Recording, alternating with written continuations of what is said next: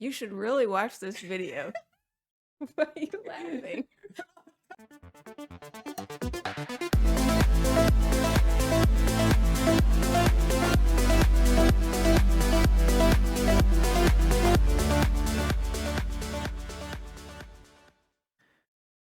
All right, welcome back, Vintage Gamers, to the first Vintage Showcase of 2024. We'll have 3 Vintage Showcases. The top 8 players of each of those events will qualify to the Showcase Qualifier.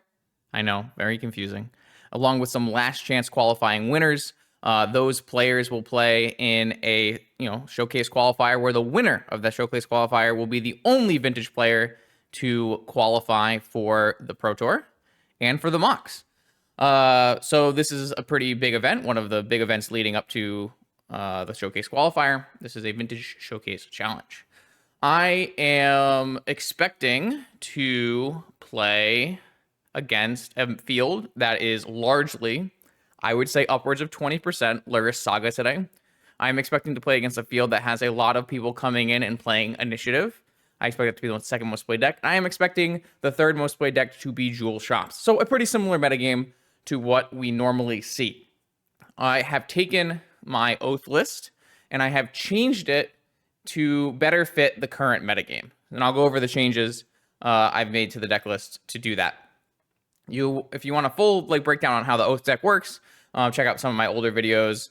I'd played this kind of deck for many, almost a whole year now. So I am expecting Lurrus Saga to be the best deck. So I am expecting basics to be very good. Being able to fetch basic island and basic forest will allow me not to get wastelanded. The strongest land in Lurrus Saga is not Urza Saga, it is Wasteland. Wasteland is going to win more games than Urza Saga. You cannot afford to get wastelanded out of the game. So, basic island, basic forest. I have 2 Veil of Summers in my main instead of things like Flusterstorm and Thoughtseize or Spell Pierce. Justin, you said in the past Veil of Summer is really bad, and that is true. I have changed my mind because of how the metagame has shifted. When you don't need to disrupt your opponent's combo decks, there are much less Doomsday, there's much less PO, there's much less spell-based combo decks running around. It's actually more important to be able to protect your combo, and I think Veil of Summer does that better. I have added 2 Energy Flux to the main. You've seen this a lot in recent videos. Let me just make sure I'm registered for this event. Where's my name? Okay, I am registered for this event. I am registered 2 Energy Flux in the main. I think Energy Flux is extremely good against most of the field right now. And when it's not good against the field, you can pitch it to force. Energy Flux makes it very hard for Lurrus Saga decks to actually build up a solid board state. It makes it very hard for Jewel. It makes it very hard for all these artifact decks. I'm not saying this is a knockout punch, lights out against these decks, but it's quite good. 4 Oko in the main, because I think Oko is actually the way you win a lot of your games versus these Lurrus decks. And then I am going to play 1 Vigor in the main as well, so that I have a tutorable target that can actually answer things, most things. So what did I cut to get here? Well, I cut Flusterstorms, and I cut Tinker Citadel. Now, Tinker Citadel is a card package in Oath that not everyone likes. I think Tinker Citadel is quite good inside of Oath. However, if I'm playing Fluxes in the main, I'm trying to limit my exposure to Jewel, that kind of thing. I think it makes sense that Tinker Citadel and the Sensei's Top are all cut from the deck. I don't think you actually need the Portal or the Sphinx in the sideboard, so I don't think missing Tinker at all is super big deal. In the sideboard, I have an additional Mind Break Trap for Jewel. I have an additional Dismember for Containment Priest and for Mono White. I have an additional Null Rod for Jewel, and I have a Sylvan Library for the blue-white matchup, so I can help grind out a little bit. Against Jewel, I have a complete sideboard plan where I am going to board out all of my Show and Tells, 2 of my Atraxas, 1 of my Flashes, and I'm going to board completely into blue-green control. I'm going to play Energy Fluxes, Null Rods, Libraries, Vigors, Traps, and Negations, and I'm going to play the entirely a control game against Jewel. I have found, since making this change, I have not really lost very many matches to Jewel. You can, of course, always still lose matches to Jewel. It's a very high-powered deck that can have a broken hand, but I consider the Jewel matchup to be favored for Oath with this plan. Yeah. I'll see you in round 1. 8 rounds of Magic, probably. Let's see. Let's do a quick check. 200 players, 8 rounds of Magic. I will see you in round 1. Are you interested in weekly vintage metagame recommendations? Do you want to see your deck list played on my channel? Or maybe you are just looking for the best way to support my vintage content. Make sure you check out the Patreon link in the description below. Let's battle. All right, here we are in round 1 of the Vintage Showcase. 200 players, 8 rounds of Magic. We up against Succulent, who was last seen playing Jeskai Underworld Breach. I've got fast mana, basic lands, Force of Will, Flux, and Oko. Definitely a keep.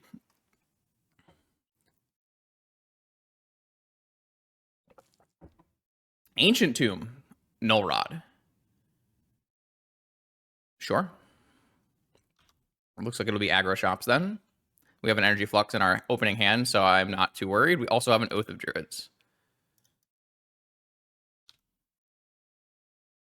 I would say we're extremely favored. Saga Gaming, creature, 3-ball.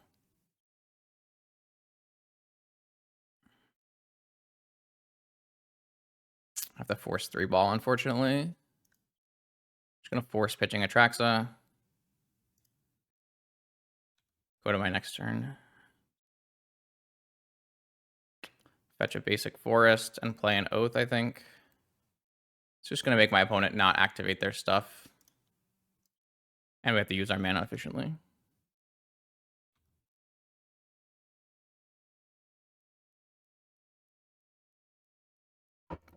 If we ever get a third land, we can go Oko, turn their Null Rod into an Elk, and then trigger Oath. We could also just play a Flux and wipe off the board. I don't really see how we can really lose from this spot, unless they have maybe a main deck Cage. Even a main deck Cage, if we hit our third land, we can Oko the Cage. So this deck is extremely good against any kind of sphere-based shops deck.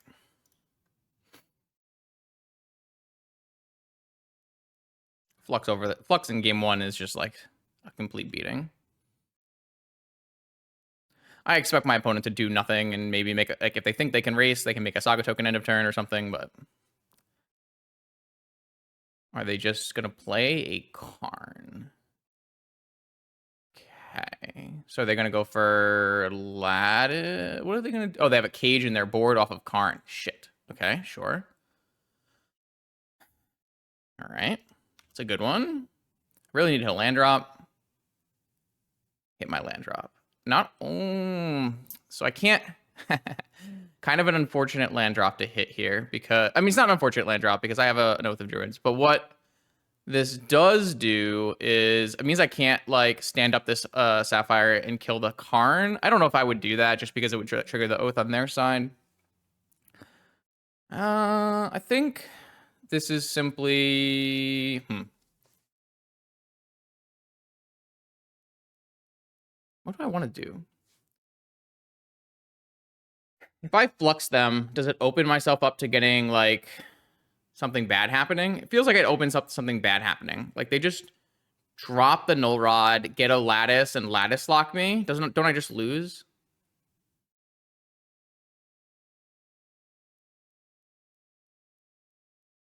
So I don't think I can Flux yet. I think I have to lead with Oko.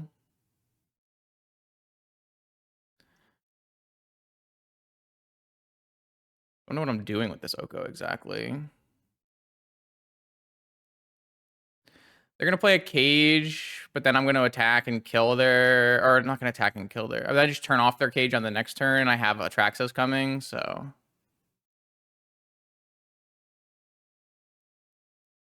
I could just stand up Sapphire. Can't attack, though. Yeah, I'm just going to make a food.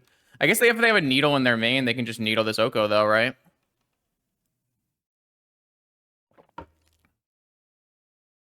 Let's find out. But I'm never not playing a spell there, so... The Karn was not something I had in mind when I was thinking about how this game was going to play out. Yeah, they have the Needle main. So now Oko is named.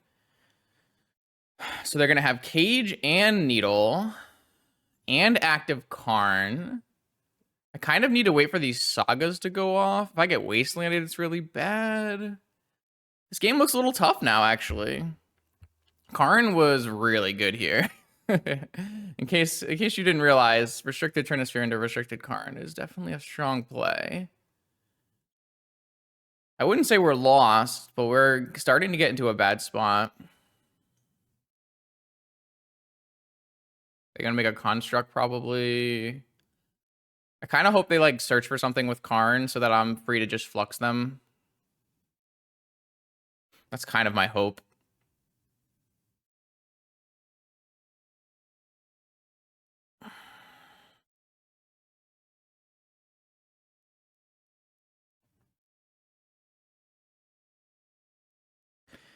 I do think I'm like kind of losing because if like, oh, I guess they get, yeah, they just drop the Null Rod. But then I still have Oath, so they would still, maybe I still am winning through. I might still be winning through a lattice actually. If they drop the Null Rod and the cage, but if they drop the Null Rod and keep the cage and then somehow make 2 extra mana, there's some problems here.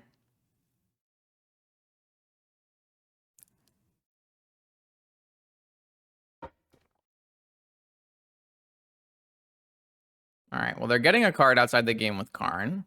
So if I have the mana, I'm going to flux them. Crucible back Saga, that's fine.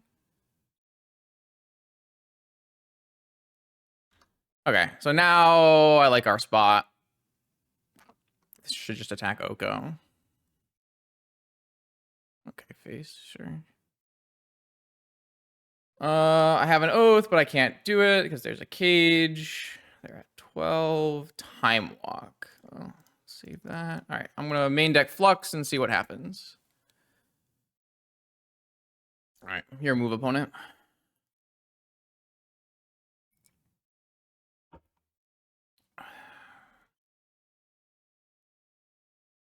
They can drop the Null Rod and then pay for the needle and the cage, and that seems pretty reasonable.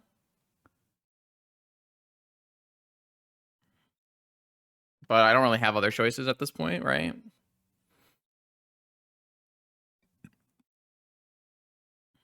My opponent's Karn was like very, very, very, very, very good here.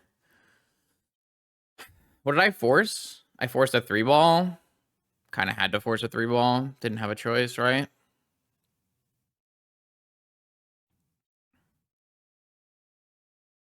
All right, paid for cage, paid for needle. Makes sense.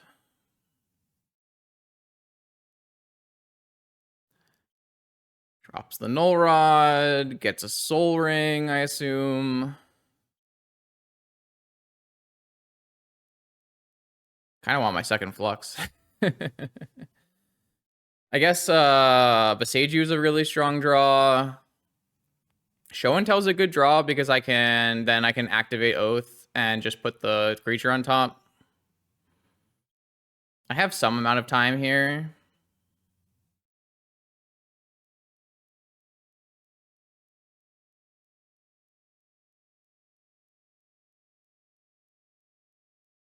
But not straightforward. Mana Vault. Uses Mana Vault. For a key? Blocks. Untaps Mana Vault. Tholos, I assume. Caracas. Oh, this is... I think I'm lost. This is just prison shops. This is the best way to play through Flux, is a Tolarian Academy. That's crazy. Losing this game is wild to me. But I think Karn is basically the only card that did it. But I guess we were going to lose this game. I can draw Strip Mine. I can draw second Flux. I can draw Beseiju. I can draw Show and Tell. I can draw Force of Vigor. Draw Demonic.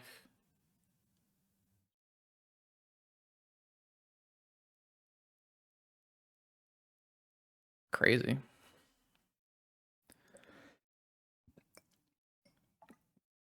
I like this matchup a lot, though, so it's fine. This matchup is harder than, like, aggro shops because they have access to Caracas. But it's not that bad.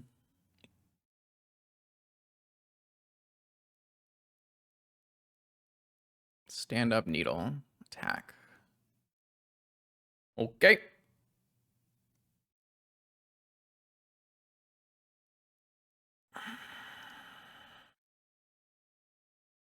Of course. Dredge is great. Anyone who says Dredge is bad is just like lamenting the fact that Dredge is no longer completely broken. I did draw my Vigor.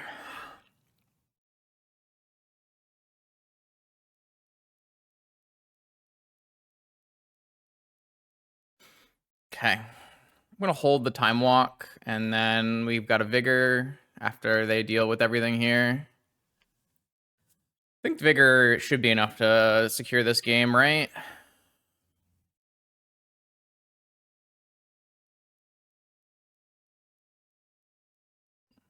I have to feel like this should be enough. One of the problems with Golo shops is they can't clock you very fast, and this is an extreme example. They set up this nice lock. They've stopped me from Okoing. They've stopped me from Othing, but the problem is they don't kill me fast enough. I was never ever gonna win this game without my main deck like Flux and Vigor, which is pretty good sign. Dropping the Null Rod was kind of annoying from my Energy Flux, but looks like they're keeping the Golos in play. I don't know what they're going to do. They can do whatever they want, I guess. Looks like they're paying for everything. I assume they have to make a construct. Well, they're not paying for everything. They're paying for stuff, some things. Paying for Cage and Needle, makes sense. Paid for Golos. And then they're gonna, looks like they have leftover mana to use to make a construct token. But we have Time Walk here. So we have Time Walk and Vigor.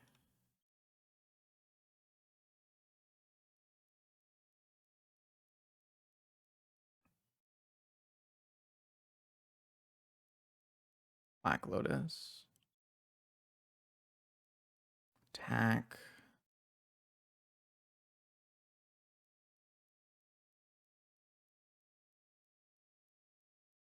They have a Karn, but they're probably just plussing Karn, I would think. Don't know if they have anything worth getting. Right now, I'm looking at Cage and Needle. Yeah.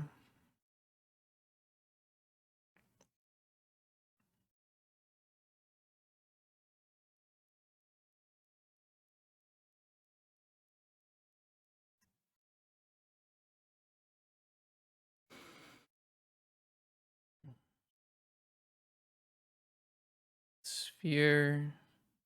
Makes sense.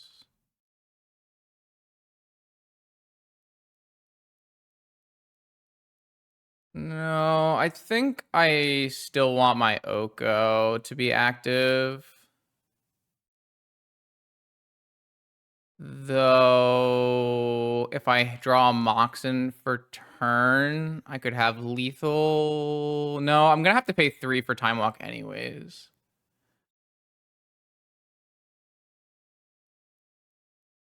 I'm gonna kill Cage and Needle.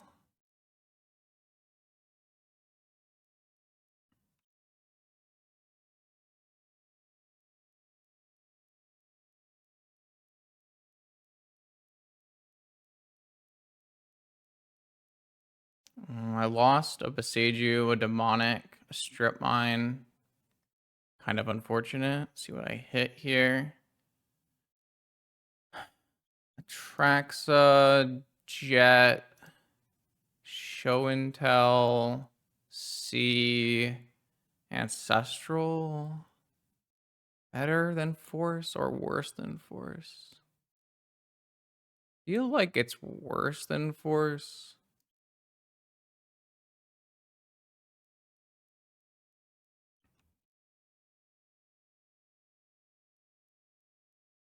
C.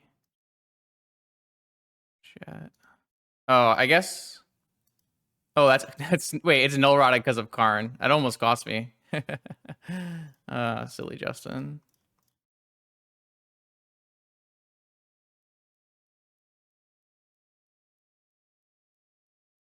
I could have just turned off the sphere. Maybe that was better. I just wanted to make a blocker, but it doesn't really matter. I have a Atraxa. But that was, I forgot that there was a Karn. It did make my play bad. Whatever. All right, let's tighten up. I don't really like how I sequenced there. All right, we actually stole that game, I would think. I mean, they almost stole it. I don't know. I don't know how you look at it, but what I'm going to do is I'm going to bring in Sarah's Emissaries and Vigors and Negation and maybe Trap and maybe Library. And then I don't have enough cards to take out in this matchup, so probably not all of those cards.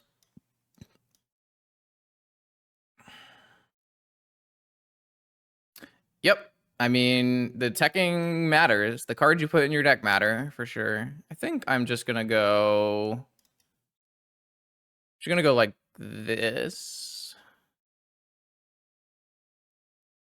What was the other card I cut here?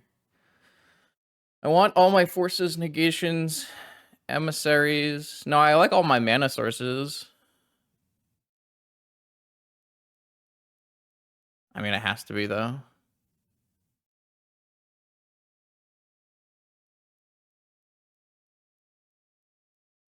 No, you just want, like, max Atraxas so that you can always have a show and tell target.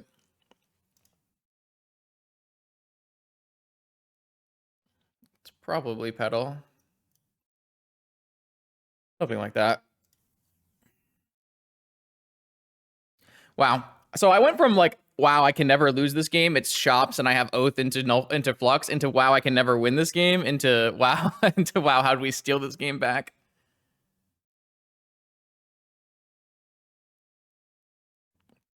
Definitely keeping this hand. Mana plus fast mana with my two best cards, so...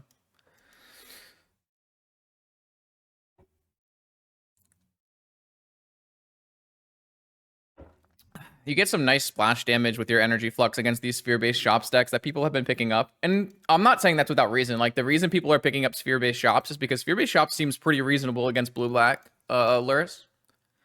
So it makes sense to pick up sphere-based shops, like aggro shops and prison shops.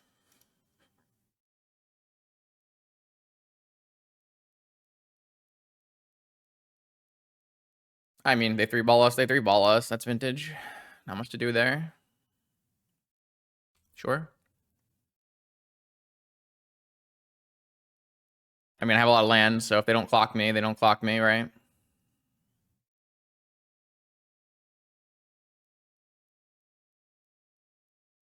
Mystic Forge. Sure. I'm not sure 3-ball is going to be good enough here.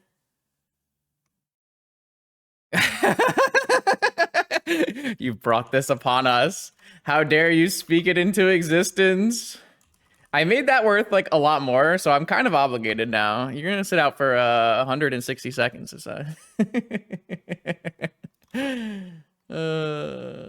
I wish I had basic though instead of all these non-basics, but like, is that gonna mean they can like wasteland me and play a card off the top?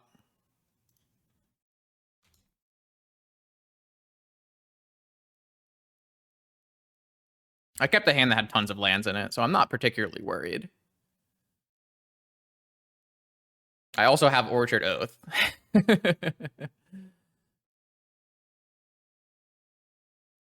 Yo, what's up, Janara? All right. They also have all mana Ancient Tombs at the moment as well.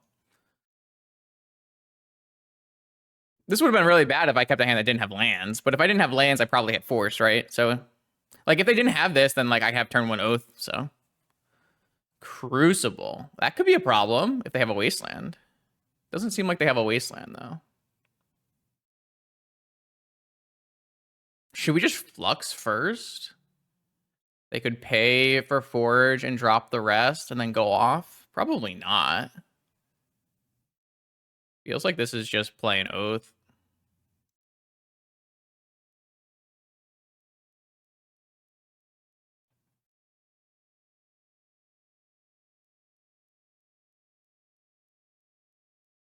You can also play Hardcat's Vigor next turn if they don't draw a Wasteland. Yeah, it feels like another situation where if I flux them, they get to unlock themselves from like in this case they lock themselves with a 3-ball, and last game they locked themselves with a null rod, and then like I freed them from it last game.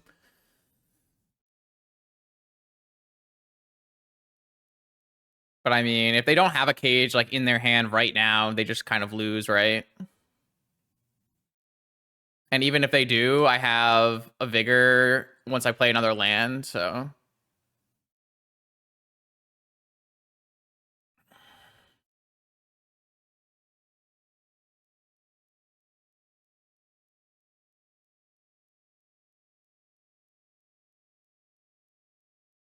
I could also go flux, let them drop the 3-ball, and then vigor them if I draw a green card.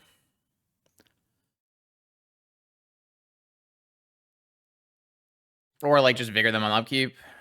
They do have Crucible here. Like if they had Wasteland, it's pretty bad for me. Doesn't seem like they have Wasteland though.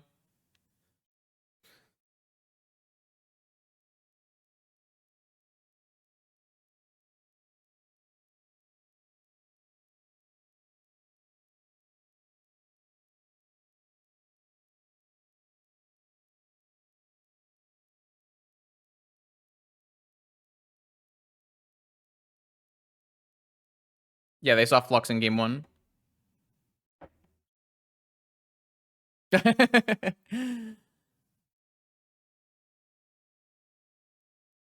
Revoker, sure. Looks like they're just dead. How does my deck fare against Lurrus? Well, I tuned it specifically to help beat Lurrus. I would say we're pre-boarded for Lurrus, so. All right, so I just get an Atraxa, and lots of things are just straight winning. Lost a Besiege you on that. I hit another Vigor and a Black Lotus and an Island and a Show and Tell. Sure. So now I can hardcast Vigor and then play Lotus. I don't know. It doesn't fucking matter. My deck is so good. I love my deck. All right, here we go. Round 2. What do we got? We got an Ancestral, Time Walk, double Atraxa on the draw against Lurrus. Not Squee. Interesting. Well, I'm definitely keeping versus Lurrus. It's not a great hand, but it's okay. Also have an answer for a Saga. Probably keep.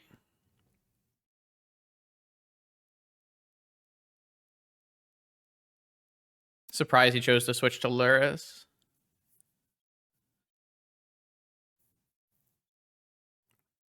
Oh. Targeting themselves. Okay. Fetch land, I assume.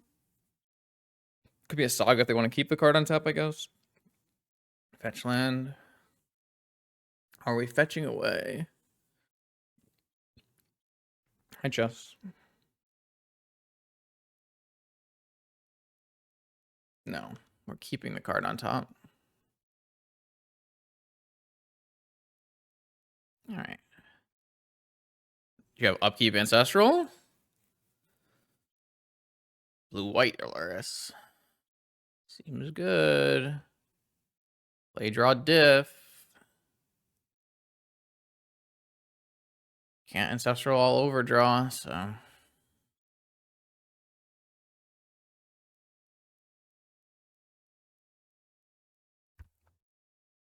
This feels like it's going to be a challenging game.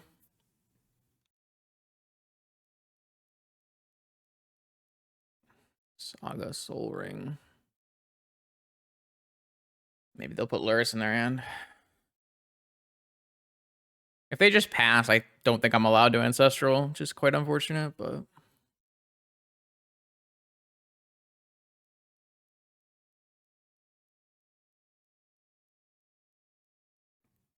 I mean, I can't imagine I win this game, right? On the draw, they have resolved Ancestral on turn 1 to Saga Soul Ring. I don't really have a great hand. It's going to be really challenging. We'll see what happens, though. Maybe I can find a place to resolve an Ancestral, cook some cards back up. Maybe they don't have enough counter magic or something.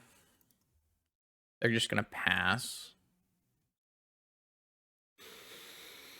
I don't know. Feels pretty bad to cast Ancestral here. I gotta go look at a blue-white list and see. It's like 2 Spell Piercers, right?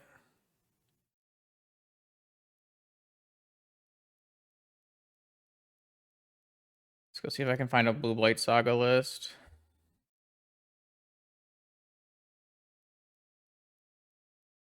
Could be Esper as well. This is 2 Spell Pierce, 8 Forces. 2 Spell Pierce, 6 Forces. 2 Spell Pierce, 8 Forces.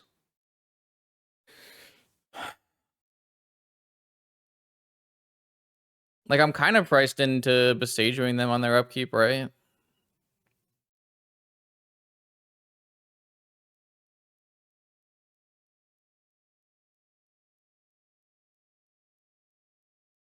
What else could they even be holding up?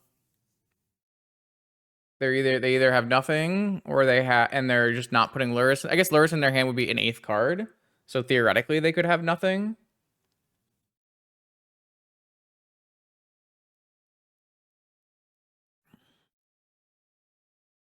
Yeah. Oh, one of the 2 Spell Pierces. Basically the worst possible outcome. Demonic. Demonic's pretty good. I mean, I'm like super dead in this game. My opponent had Ancestral, and to counter my Ancestral, like, how am I ever really coming back from that?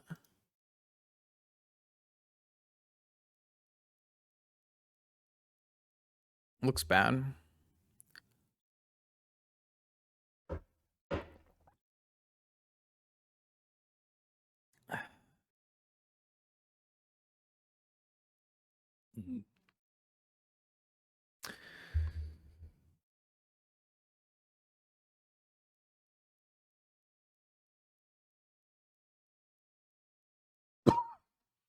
Spell Pierce. I mean, Spell Pierce wouldn't have gotten my Besage, but it would have been pretty annoying for all the rest of my game plans. Lavinia, Wasteland.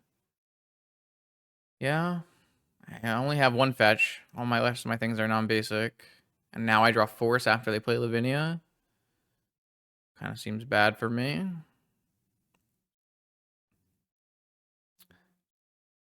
I mean, what am I even doing from here? I'm just demonicking for an Oath. Hope they don't have Wasteland or Force. Like, that's just never going to work.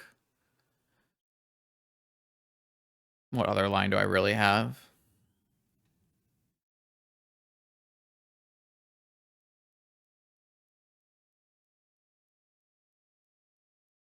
I don't really have another line, right? My opponent just like won the Ancestral Mirror, so get Oath, win the game. I love your optimism. It's more like get Oath countered, lose the game, and go to the next game. But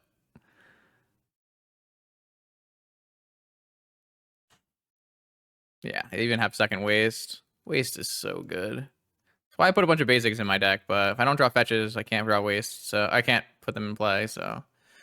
Any fetch lands? Brainstorm. Oh. Don't really have a choice here. Did draw the fetch land. They have a Lurrus Bauble Loop coming. Putting back Force Atraxa. It's winnable. It's winnable.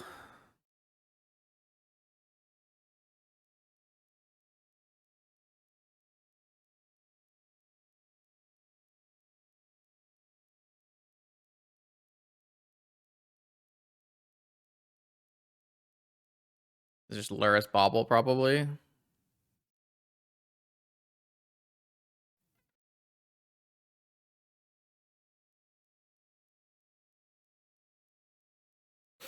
So I could fetch and draw a Veil. Am I dead, though? 3, 5, 7. It's pretty fucking close. Saga Gaming. My best draw is Veil of Summer.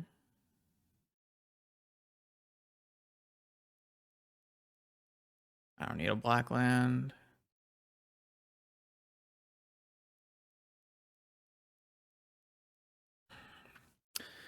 So I'm going to go show and tell this turn because if I draw a land next turn, I can go Oath Time Walk.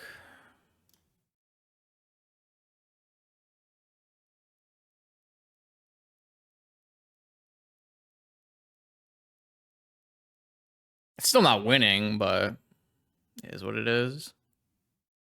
I don't even have good hits off this Atraxa because there's a Lavinia in play.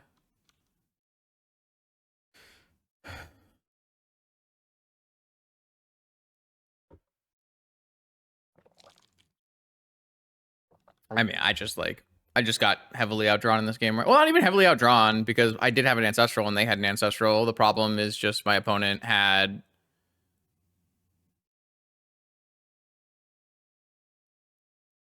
the play. Triple Wasteland is also like very annoying. I did draw my land. So I guess what we do is we show and tell again.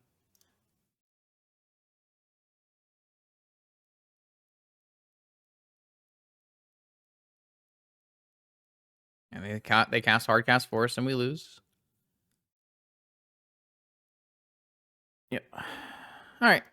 I mean, it's just you're just never winning against that kind of draw, right? I have to have a really strong hand, and I didn't have a really strong hand. I had a pretty medium hand. All right, so we are basically pre-boarded for this matchup. We do need to bring in Dismembers for Containment Priest. And I like Sylvan Library here. I like taking out things like Petal, Mana Crypt, Vampiric, and Negation. I don't really feel like that game was close.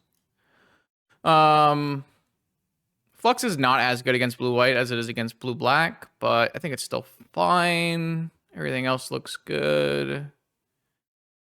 Yeah, we'll just roll like this.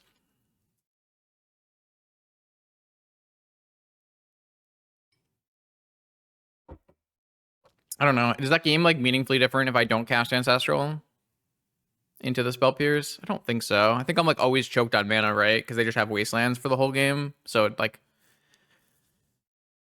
I kind of think I like casting Ancestral still there, even though it got Spell Pierced.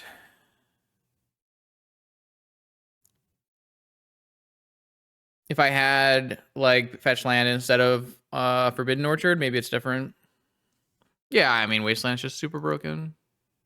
To be fair, I did like Besage them into blue-white mana for their Lavinia, but I don't really feel like the Lavinia like did that much. It stopped the one force I drew off the top of my library, which was enough. If I had a force, then maybe I can force something through, but the game would have been over a lot faster if I hadn't done the Beseju, so.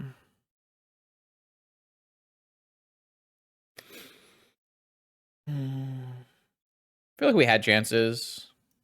Just didn't work out. This hand is really good. Keep.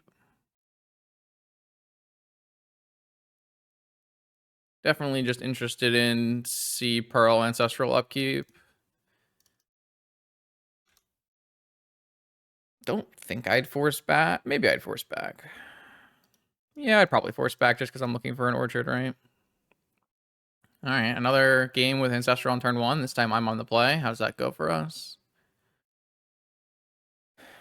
Resolvers. And we drew a misstep, so we can't get Ancestraled. We've got Orchard Oath and Oko. I like this spot. This spot's really strong.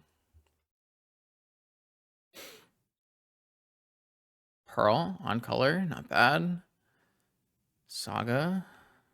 That puts them getting a cage. I'd like to draw... I don't know. Seiju. Well, I am just going to get an Oath in. They have to have double force to beat this here. They can have Priest, obviously, but we've got answers.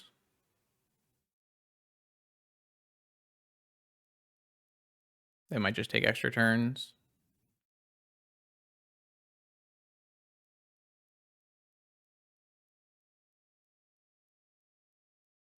I think they actually do have Priest. Yeah, I'm just going to force it, I think. Obviously, they can have an answer after, but I think that's okay. Like, I can just win with an Oko here, but I think I'd rather try to get this going. I also have like an active Beseiju, an active Oko. Lots of good things happening here. I guess theoretically, if they have Force of Negation and Force of Will plus a Containment Priest, I don't know. I still think I like this. I'll look silly, I guess, if I draw Dismember, but...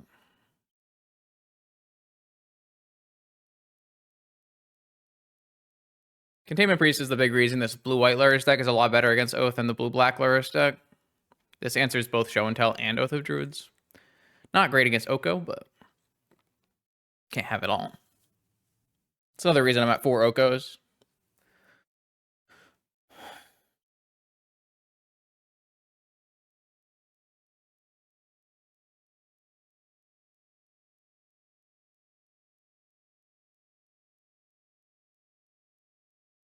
So what was my alternative line here? My alternative line was fetch and play Oko.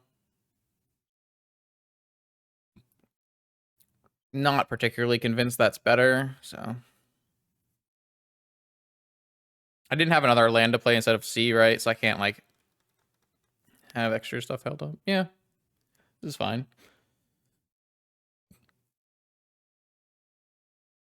Blue-black has Tutors and Bowmaster and typically plays a little bit more combo-oriented game. You can play things like Vault Key and, I mean, both decks can play Vault Key, but, like, blue-black typically plays Vault Key, sometimes plays Twister.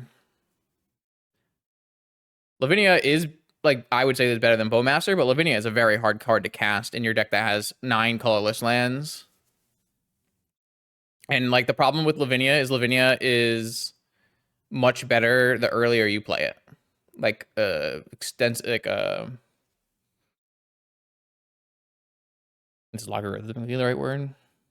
Exponentially, maybe is the right word. Exponentially better the earlier you play it. That might be the right word I'm looking for here. Just draw your Pearl. No problem.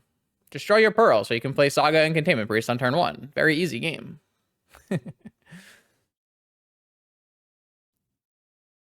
I mean, I assume my opponent has a force here, or why else would we be tanking over it? Like, if you don't have a choice, there's no point in thinking about it. So I assume you have a choice, which means they're considering either countering the Oath or countering the force on the Containment Priest.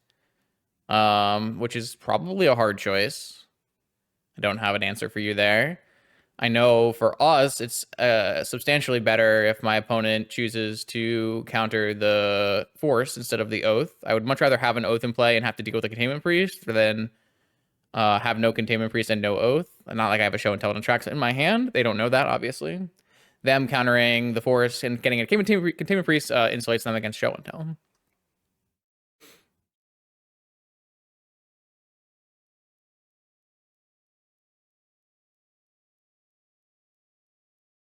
All right, who unbanned Andre? Who did it? Daybreak, why did you do this?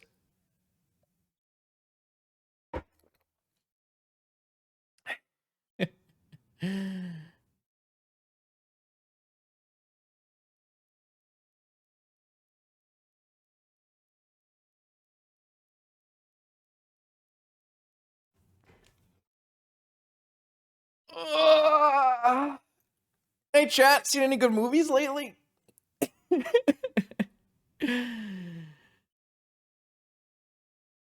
don't have choices, so I can't do anything here.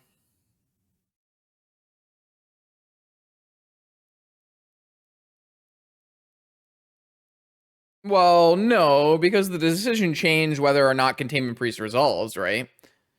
Like, if Containment Priest resolves, then maybe, like, you don't have to force an Oath, right? Crucible is the answer to Lurrus Saga. I mean, I agree with the concept. Like, I think Wastelanding Lurrus Saga is very good, and doing things like Loam, Ren, and Crucible are obviously powerful choices. Yo, what's up, Butch? Appreciate it. Thanks for stopping in. Oh, I am. I'm having water. Don't you worry, Rattlesnake. Don't worry.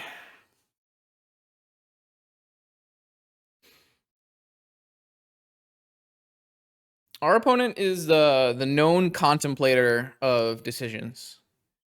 Their philosophy is, if I'm given 25 minutes, I should use my 25 minutes to the most effective way I can and make enough, think about my choices the most I can. It's not an unreasonable conclusion to make, but it does make streaming hard and playing against them very hard.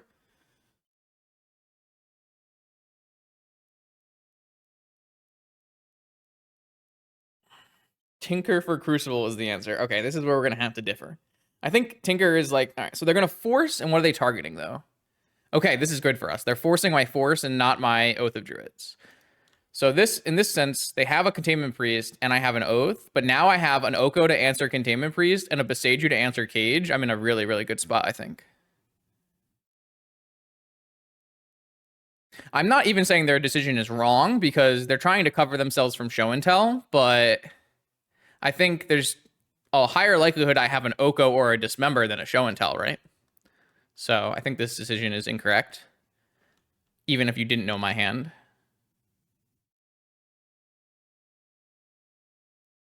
They have no follow-up land drop, or are we just saving it for post-combat? No follow-up land drop would be great.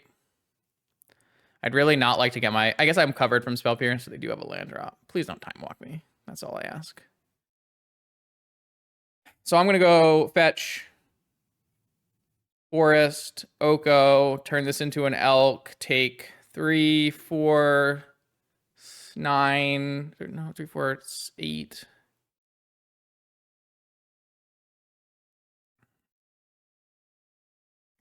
Then I have an answer for Cage as well. I did draw Show and Tell. Rhode Island, Connecticut. I don't actually think I need to fetch basics here. They don't have Hardcast Negation up.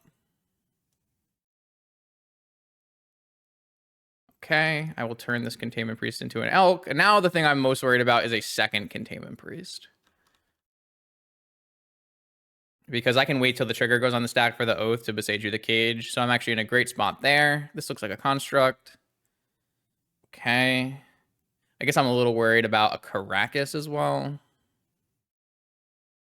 I no longer have any local game stores that I really go to. So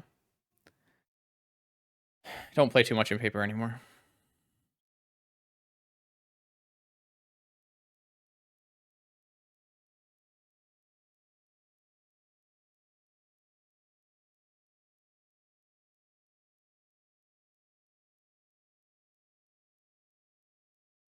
Oh, fuck. They're splashing Haywire Might.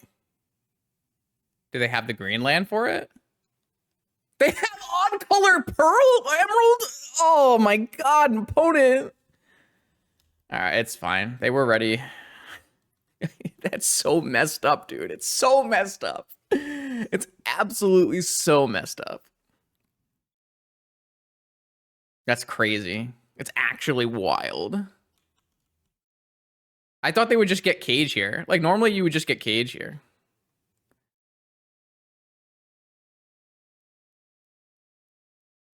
Ugh. It's really messed up. Oh, I think we're dead. We can draw a Traxa maybe off the top and show and tell, but that's about it. If it was Cage, I had Cage answered, but I was not ready for on-color Mox and Haywire Might in the blue-white deck. I do like it, though. I think it's good innovation. Can't get mad at people for actually making changes to a deck and having it pay off, so. All right, we need to draw a Traxa right now, probably. Tropical. So I'm not dead yet, because I do have a Beseiju still, but it's pretty lost. I don't know. I like my opponent was ready. They had a better draw in game 1, and then game 2, they just had enough answers, right? They had Force, Containment Priest, Haywire Might. It's crazy though, because like we had Cage beat, and that's kind of what I expected there.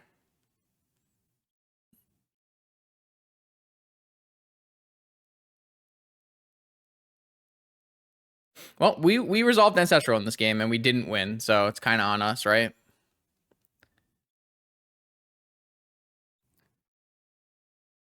Oko doesn't even save me. I do really like the Oath tech, the Might tech in Lurrus. I think that's good. I just think it's kind of fucked up that they got on color Emerald to use the Haywire Might. Like,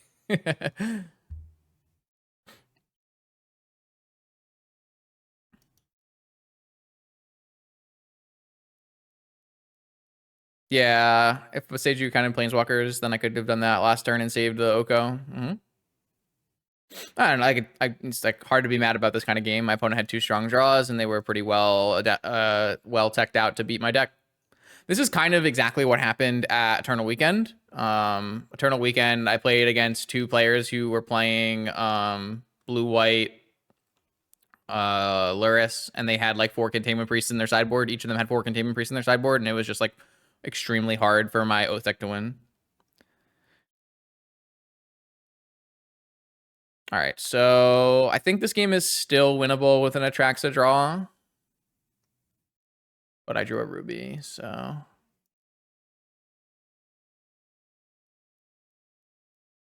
I want to see if they have Force.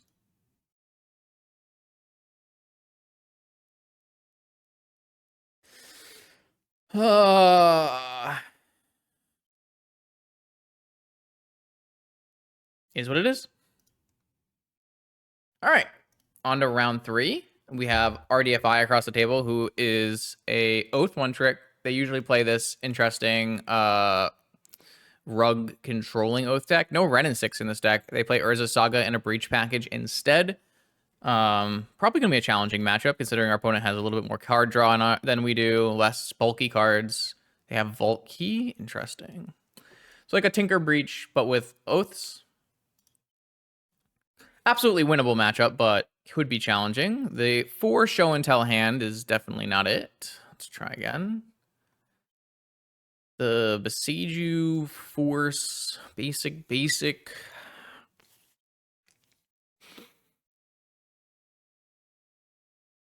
It's probably a keep. I have to keep the Besiege because I'm not beating an Oath currently. I'll just put back this Forest. I think I will probe for life here, see what I draw. Drew a fetch. They had a Misdirection, an Oath, a Force, and 2 Urza Sagas. This game is gonna be so hard. Holy shit. Okay, sure.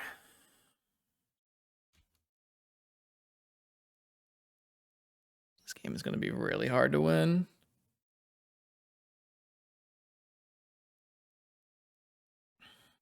What am I gonna do? What are their tier 2 targets? They can tutor Black Lotus and Top and Vault Key. Yikes. Man, it's not good. It's not good.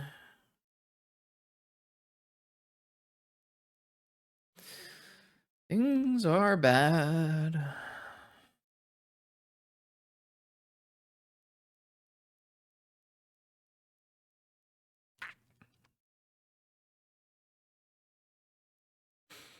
Our draws were not enough here.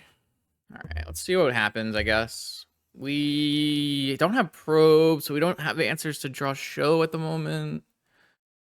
These Saga tokens are just going to get them top key, I assume. I'm not going to bestage you these Sagas. Doesn't seem like that matters here.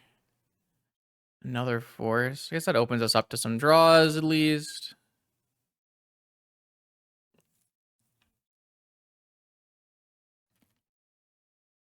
I assume this one is top, unless they have something they want to play, in which case they'll get Lotus, maybe.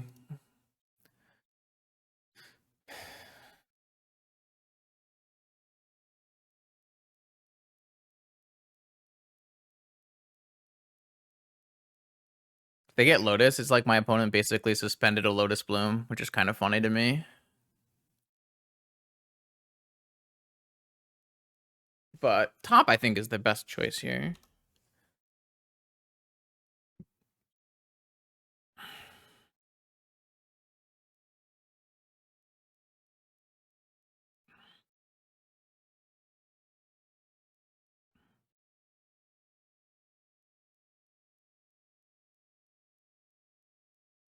I don't really like our chances. That's not good. That's not a good sign.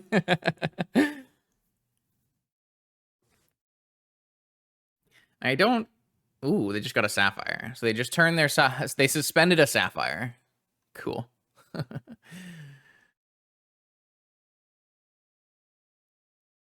I mean, making constructs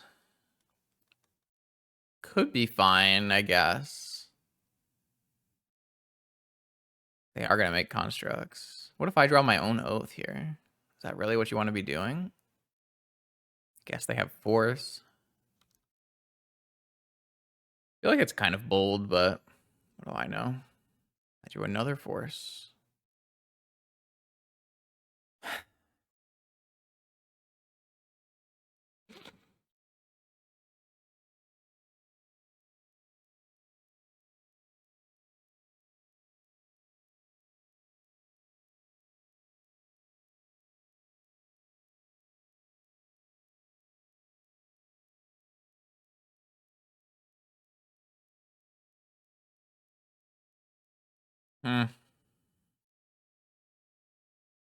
Is it worth to buy time with Boseiju? That gives them... Well, they don't get a spin anymore.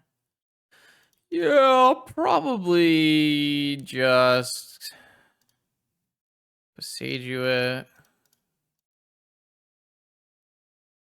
think that's fine. It's not great, but I think it's fine. I kind of need to draw action. I've got Oaths to hit, and we have Show and Tells to hit. We have Okos to hit. Oko just straight up beats this board. And we have protection, so... Because I mean, they had to put mana into using a Saga.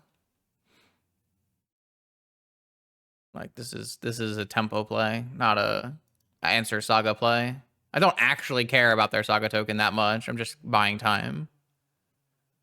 I just have to hit action, and I don't currently have any action in my hand. I still don't have any action in my hand. Maybe I just die before I hit any action. Not ideal.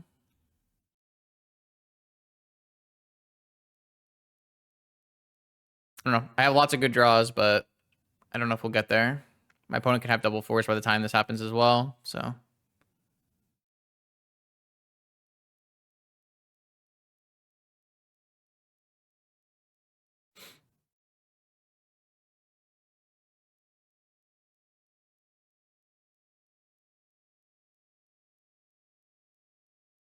I mean, we have double force backup, so like we should beat double force, but they have lots of other cards in their deck because they're like controlling red. They have like Pyroblast and yeah, I mean, it's just a game where I had to mulligan and I kept a subpar hand and I haven't drawn any action spells. I have lots of action spells in my deck, but I haven't drawn any of them, so it doesn't really help, right? Sure.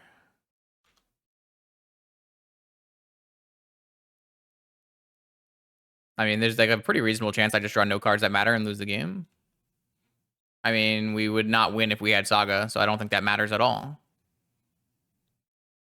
I don't really think Saga is like the cause of death here. The cause of death is our deck did not function. Like this is, I feel like a game that people will attribute to Saga winning, whereas if my opponent literally does anything, they win.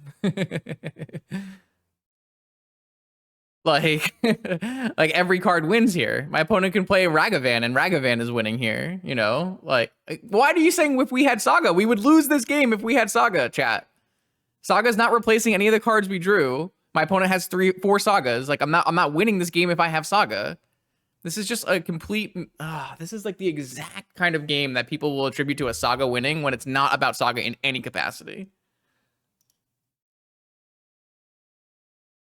This is about me and my deck not functioning.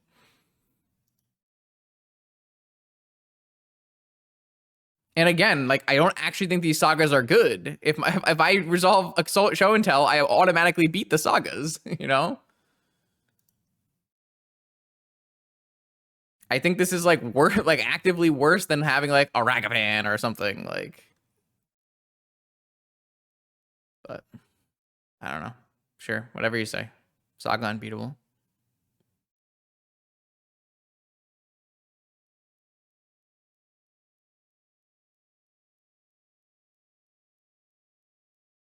They played 4 spells this game. They played 1, 2, 3, 4 spells. 4 Sagas. A Saga is a spell.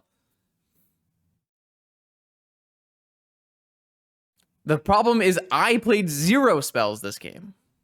I have 4 Force of Wills in my hand, and my opening hand had 4 Show and Tells. Oh, whatever. Just this is not about Saga at all. I don't understand how you can look at this game and say Saga is the problem. That just feels like a complete misevaluation of how Magic works.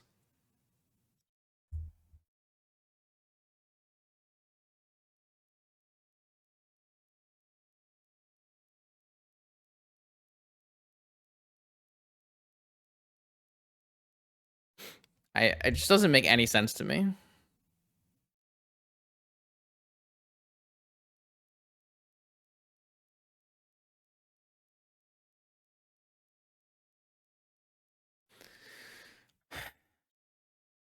Does Show and Tell still win?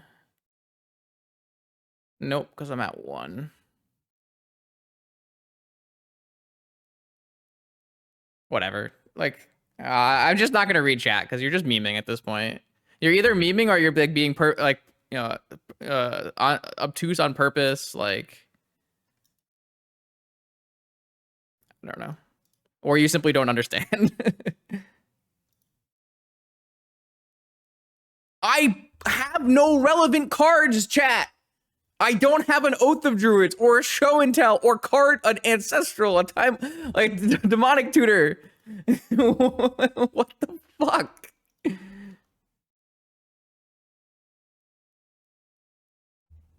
I made no effort to win the game, so I should lose the game.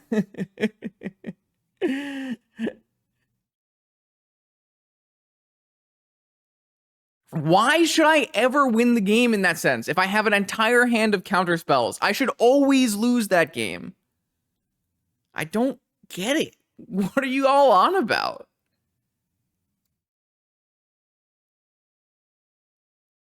There's no world in which I should be winning those games.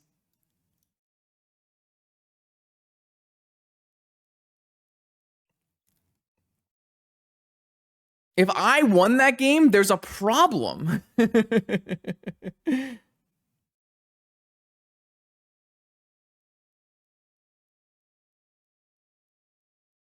Yo, what's up, Doomwake? We're almost done here, too. If my opponent plays 4 sagas and I have no interaction, I should lose the game. That's not a problem with the format. That's exactly how the format should work.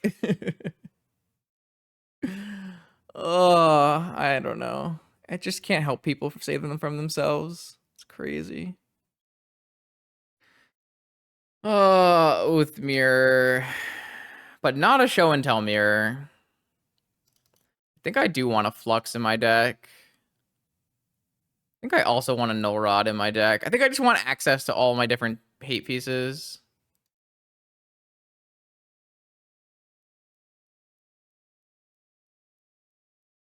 Cards are allowed to be powerful. This is Vintage.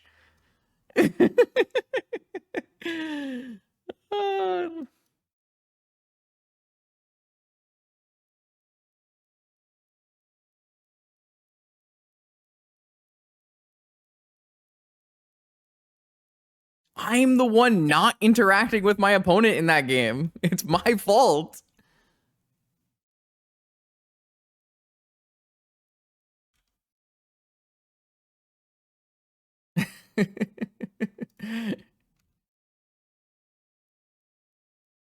I shouldn't be allowed to sit on a hand of 4 Force of Wills and win the game. That's not how Magic should work. My opponent kept in Oath. I see.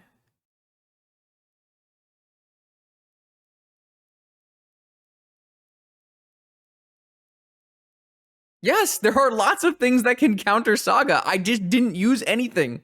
Like, I didn't Boseiju the Saga, and I didn't have any other interactive spells.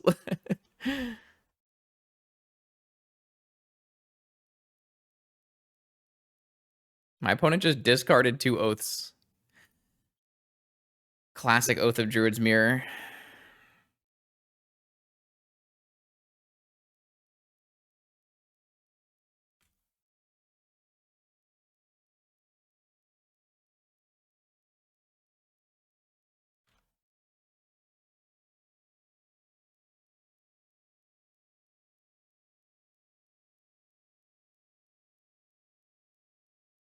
Yeah, I mean, we'll get there eventually, for sure.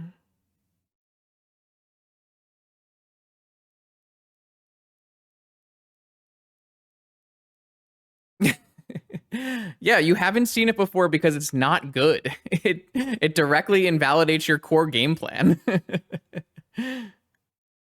There's a reason you don't see players play Oath and Saga. People tried it, determined it was bad, and stopped trying it.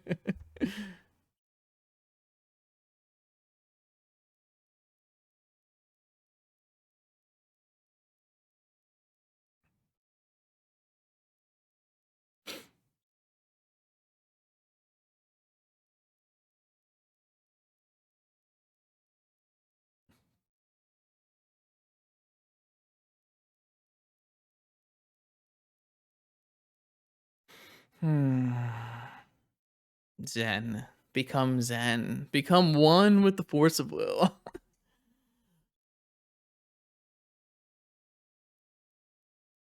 I don't even know what my opponent can really cast off a Singleton Black Lotus here. Like, what are they actually going to do? Like, their deck doesn't actually have spells they can cast off this, right?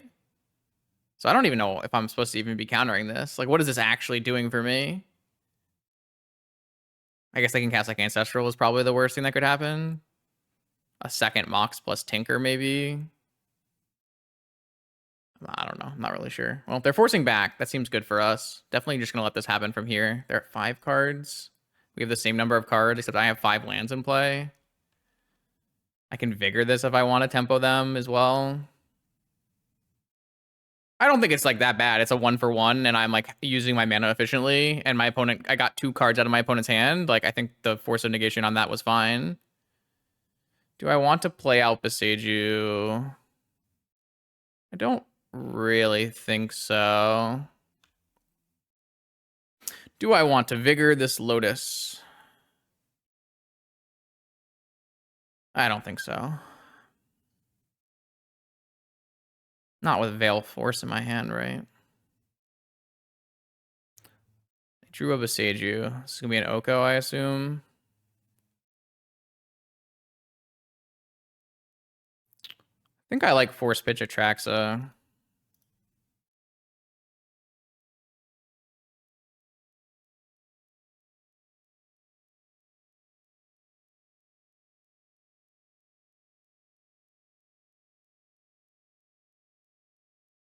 I'm not misdirect my force. Wait, this actually invalidates my Veil?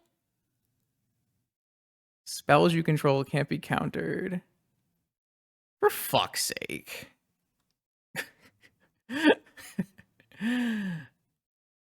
That's wild.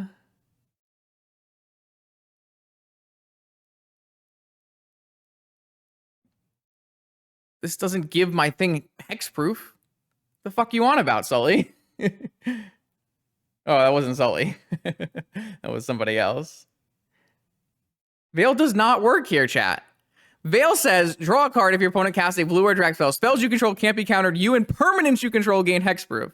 So misdirection will change the target of Force of Will to Force of Will and not be able to counter it. Good lord. Oh, wait, I have Doomwake Chatters. Now I understand. I'll draw a card. True statement.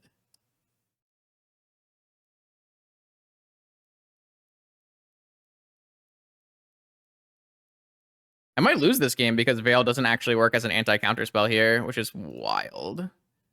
My opponent has like a Flusterstorm at the end of this. I lose this counter war. I mean, I gave my opponent a Spirit token here. It's not great. Lost my Atraxa.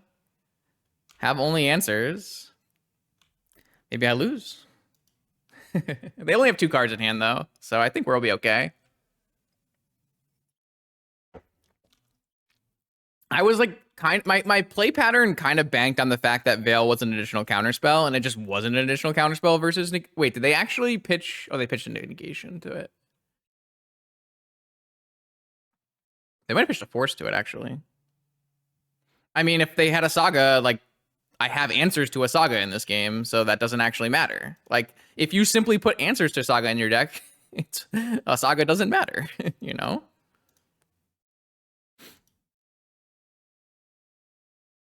cards are meant to be answered. If you simply choose not to answer a card and then lose to it, whose fault is it? It's your fault. I presented no answers to my opponent's threat and I lost the game. That's how it should work.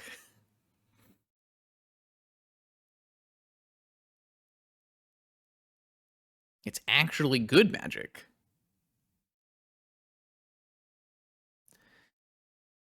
You know what's a broken Magic card, chat? Wasteland. I played one Wasteland in this game as a strip mine and killed my opponent's blue source, and they were unable to play spells for the entire game. How is that okay? Oh, Orchard time, baby. Orchard, not great on this board.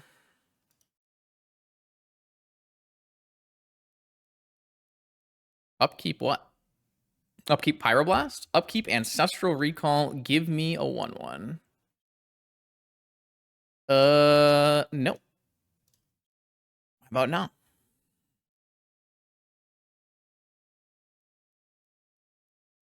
Veil would prevent my force from being countered by my own force, but I would still no longer be forcing the Oko.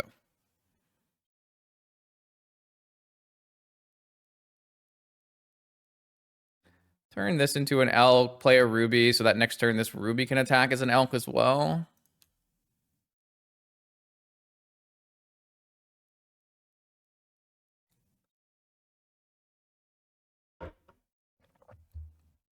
Sorry, force will be misdirected to misdirection.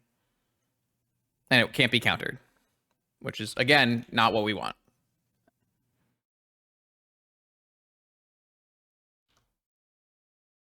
It doesn't actually change the outcome. It just changed the words of what you said.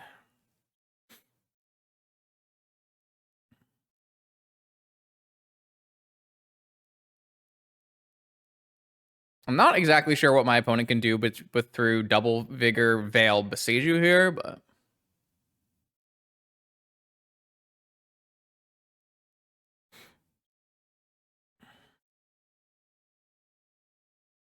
spells can't target themselves because they're not on the stack or when you. No, that doesn't matter. I don't care. All right, we got to win. Do we want Mind Break traps in this matchup? I kind of think we do, actually. I don't really know where we're putting them in our deck, though. Maybe we can play a Mind Break trap instead of a Petal and a Crypt. Probably just a Petal, though, because I kind of still want Mana Crypt Show and Tell action. So.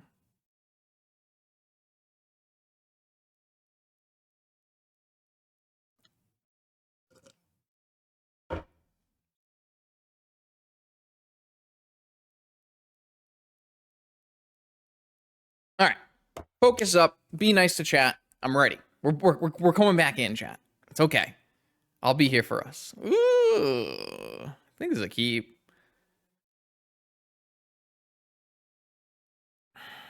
Pretty sure this is a keep. Lotus Brainstorm on turn 1 and hope it works.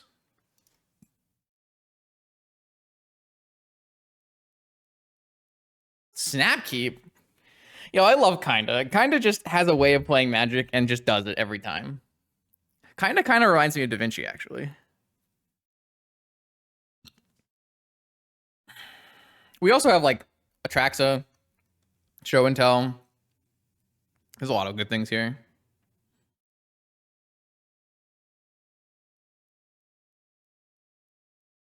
We're playing the Oath Mirror where my opponent has Sagas, Breaches, and red cards.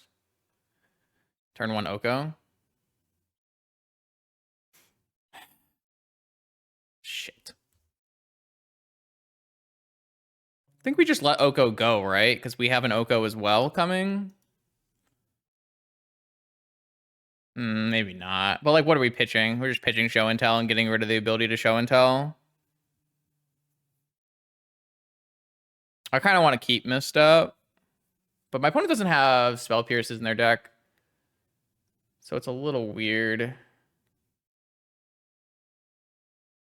guess I'll force it, pitch Show and Tell.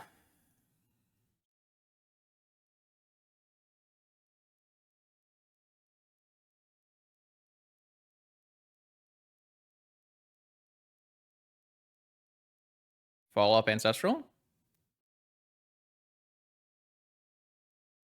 Both of us are just playing Black Lotus Oko as God intended.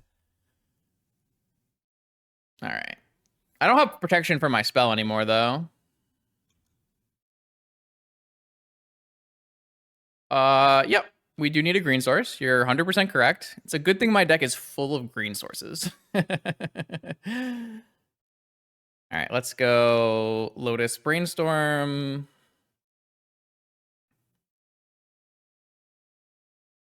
Not whitelisted. Built my deck this way. That's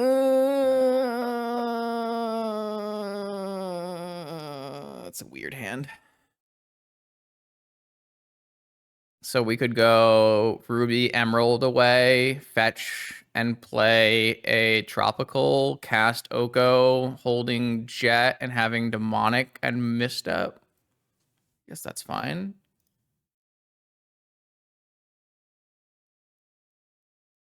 Should I play around Daze? I guess I would have got Dazed if I had Daze, so. We're not playing around Daze. Noted. I am the Okoer. The one who Okos.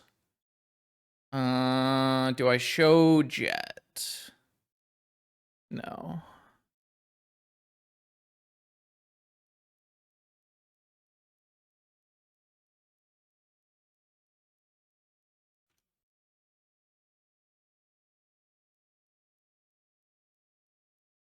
Flash. Oh.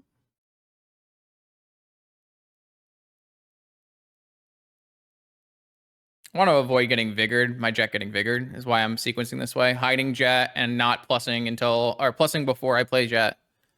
I just don't want to get Vigored, basically. DT Strip Mine is worth considering. There's also DT Atraxa, DT Ancestral, DT Orchard prevents my opponent from going land or Oath. There's a lot of choices. A lot of viable choices here.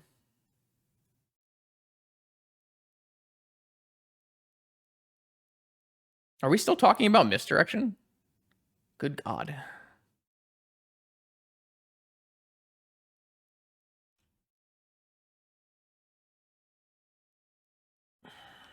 Kind of into the strip mine line, though.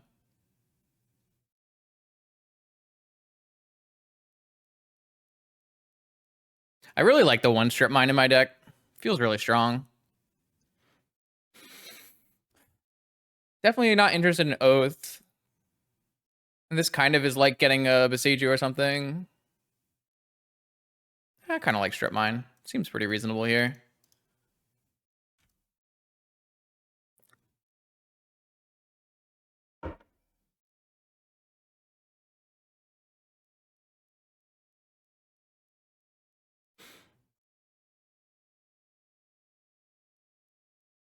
I was a little tilted at the start of this game. I'm coming back.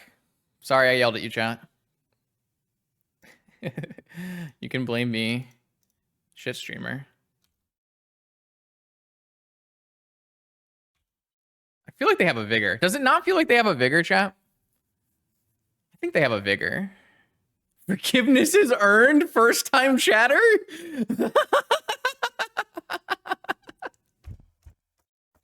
This Doomwake raid is the gift that keeps on giving.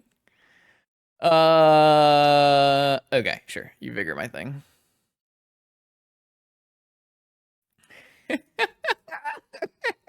Forgiveness is earned. I'll allow it. Wait, do I have the 7TV first time chatter thing? I feel like I don't have that one. Definitely not Sensei's topping here, friend.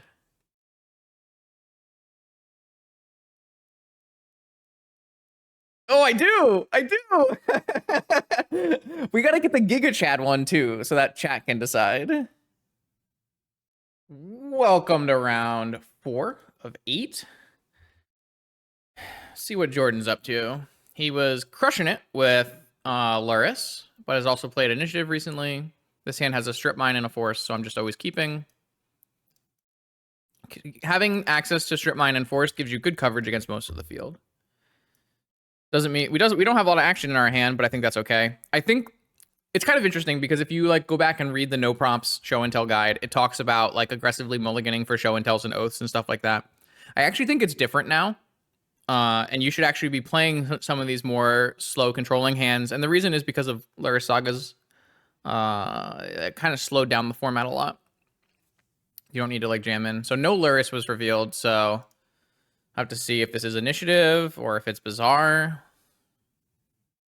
Saga Gaming. So Saga Gaming, but no Lurrus revealed? Interesting. Maybe it's just Jewel then.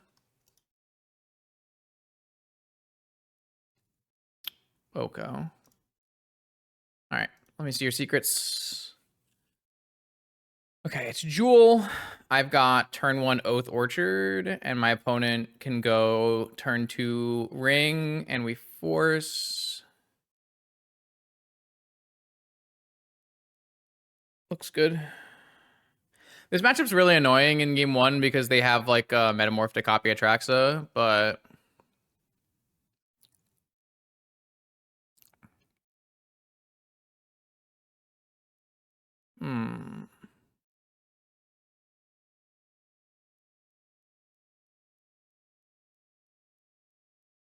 yeah.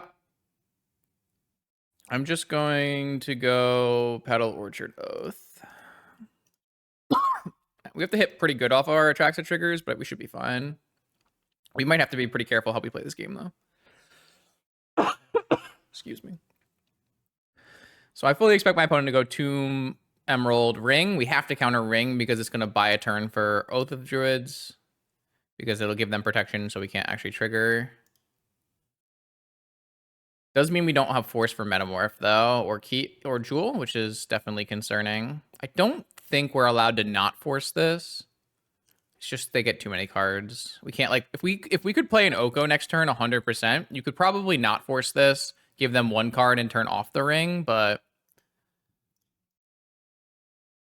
gonna force the Ring. Let's get an Oko. We'll wasteland their Saga, and then hopefully we can counter this Metamorph. Is the plan. Let's see what we have. All right. Lost some forces. We got a Beseiju. Show and tell. A Veil. An Emerald. An Atraxa. Wouldn't say this is ideal because we currently don't have a counter to Metamorph. I mean, we do kind of have a counter to Metamorph, and then we have an Oko, but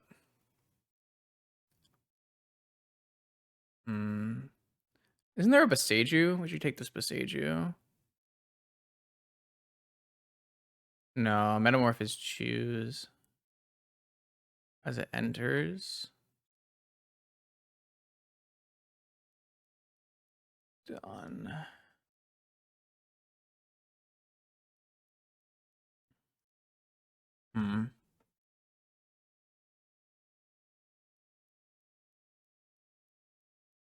So if they have an island in their deck, we might just have to hit both of their...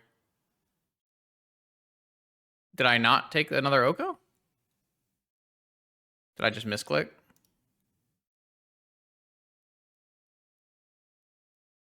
I might have just misclicked. I'm not sure.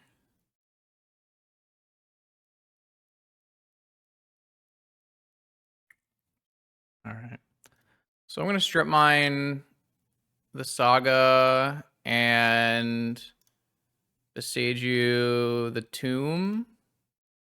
See if they have an island or not. Some lists do, some lists don't.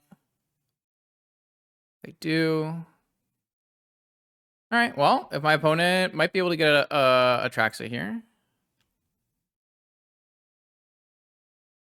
They might not. We're going to get another Atraxa. Oh, they hit a land, so they get to go. I guess we'll probably Veil just to see if we hit a force.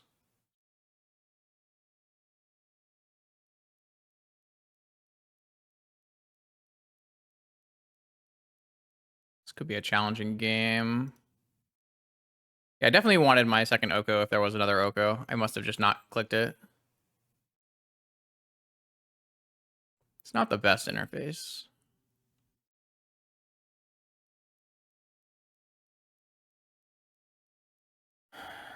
All right, so I'm gonna veil this because it's a blue spell and see if I can draw Force of Will. I only have 2 in my deck, so it's kind of unlikely. Okay, all right, well, we have to play through an Atraxa trigger here. I just probably discard the Oath. I don't think it matters. All right, those are all artifacts. So there's 1 creature, 1 land, and then they choose 1 artifact. Not a huge deal. They got another Metamorph, though. This game is going to be challenging, actually. Maybe I should have held Beseiju and just killed the Atraxa. But I have an Oko for the Atraxa, so...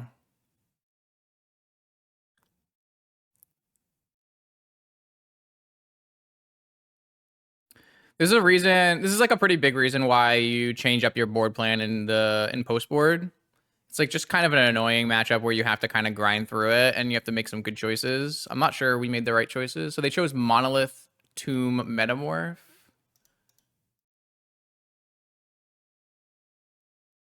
Interesting. I think I would have chosen Ring.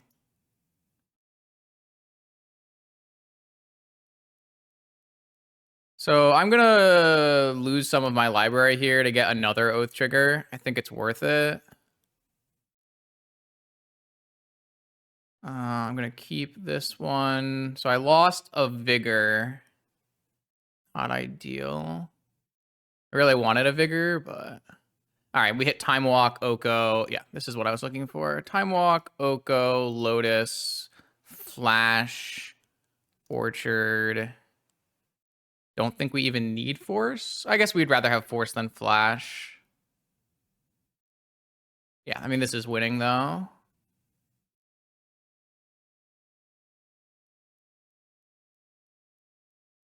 And Flux. Sick. Okay, so Orchard, Lotus, Oko, plus Time Walk, attack.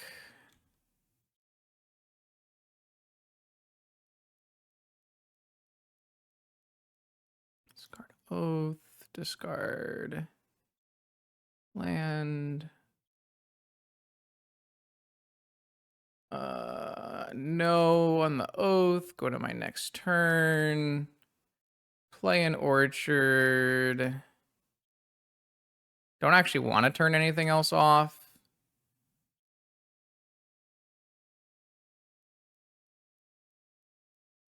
I don't think I want to turn anything else off.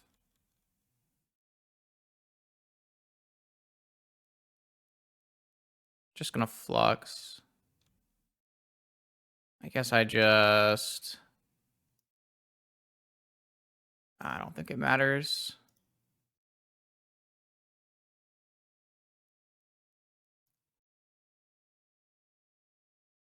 All right, so I have Force and Flux and Atraxa and Oko. That should be good enough.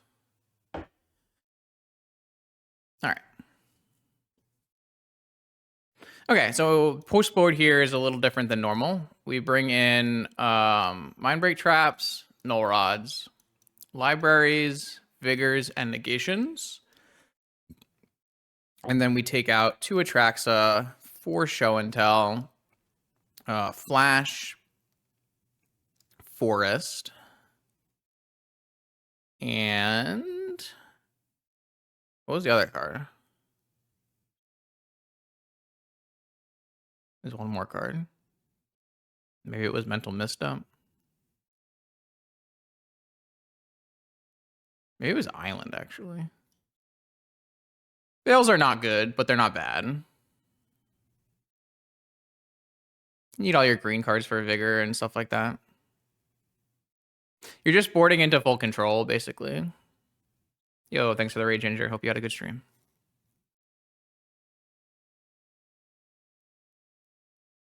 One, two, three. You're a little low on blue cards, I guess, but not too bad.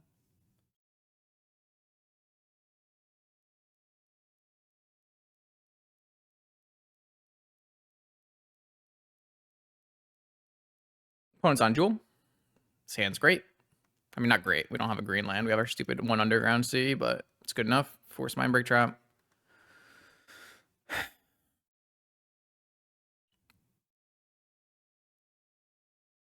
Kind of wish we had a... If we had a tropical, I'd really like this hand. I guess this hand is pretty weak to Saga, unfortunately. But I guess we have Oath, so it's not that weak to Saga. I'm going to keep this hand, but it definitely could use not having an underground sea.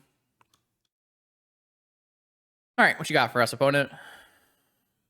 Saga Gaming, of course. Sapphire. Time Walk. Yeah, so that's not great. Our hand's not set up for that. We have a bunch of Vigors in our deck, though, so... We have Null Rods and Vigors and Fluxes, so... Oh, yeah, I mean, if we had an Orchard, it's a lot better, for sure.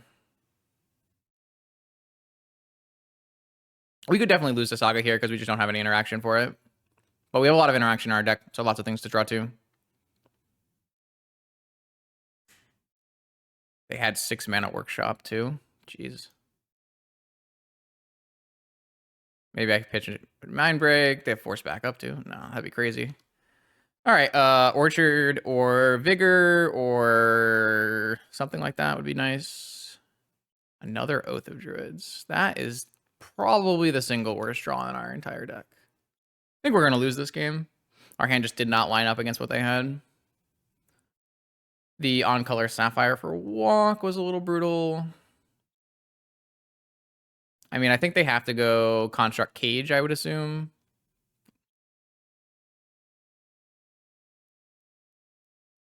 Can't really just make a Construct and not go Cage, right?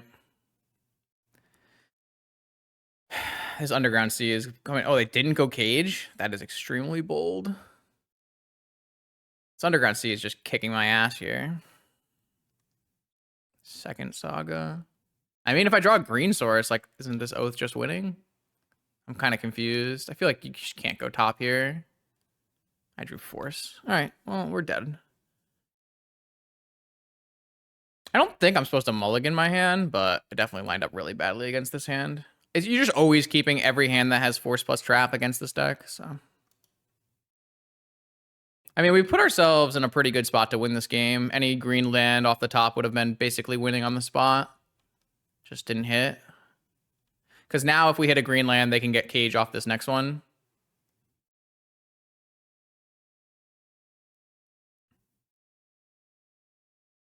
So, looks pretty bad. Best case scenario is they just spend 6 mana and play another Jewel here and we counter it. I feel like that's the best case scenario, but even then we're still like pretty lost. We probably need to draw Vigor, but even Vigor is like kills Saga, kills 1 construct. Is that actually good enough? Doesn't feel like that is. Even if we draw Flux at this point, we just don't have enough mana and they have Academy, so... Demonic.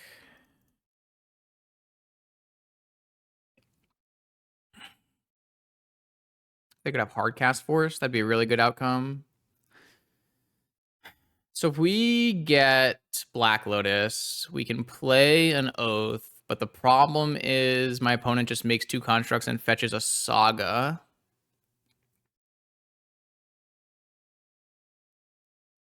But what else can we do? We could get a Vigor. We can Vigor their Saga and the construct. That still leaves us good outs. I think it's got to be that. This still leaves us just like any green card, any green mana is an out. So, like, I still get hit with double Saga. Maybe this doesn't actually leave me green card as an out. Shit, this doesn't leave me green card as an out. Because I don't actually take too much damage, right? Because they make 2 tokens.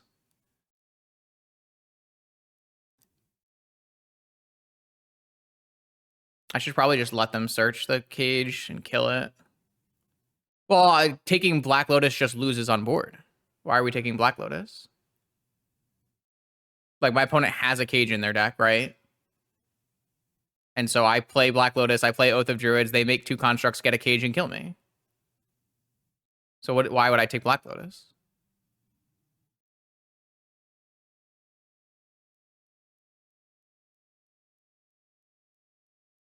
I'm missing, I could be missing something, but... Like, we could try to play like they don't have a cage, but...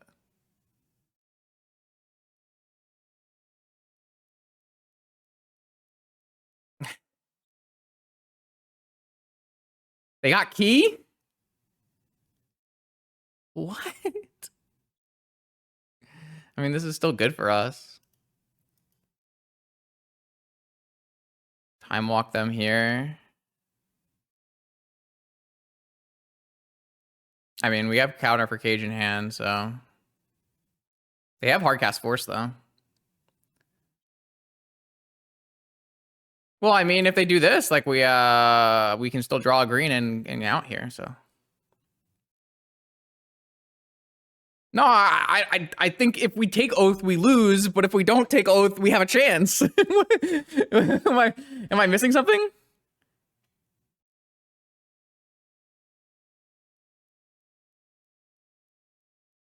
Like, I guess theoretically they could have drawn Cage, in which case we would have an Oath, and we would take 14, and we would go to 1. We could die if they drew, like, an artifact for turn. I just think, like, if they don't have Cage and they draw an artifact for turn, we also lose, right? They can also, like, draw with top, activate key, play an artifact, hit us for 15, 16, I should say. I'm pretty sure you never take Lotus there, and you always have to take Vigor. I think it's forced.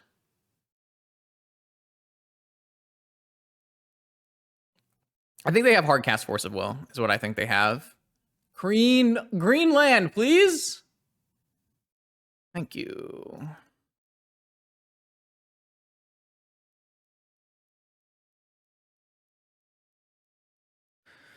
I think they have hardcast Force of Will. I think it's pretty apparent they have hardcast Force of Will. 1, 2, 3, 4, 5. That makes perfect sense. All right. I mean, they can still untap and jewel me. Like, I'm not winning this game yet.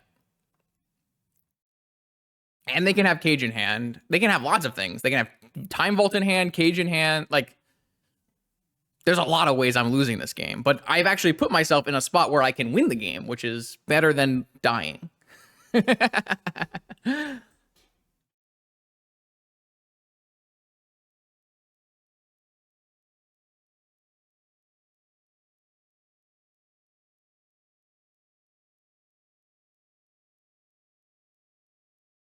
Let Me Atraxa is probably not a good idea.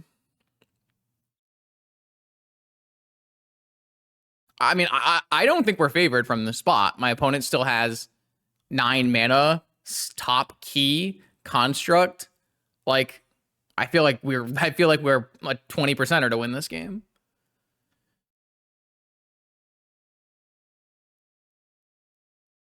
We could, which would be sick. But there's a lot of ways we lose here.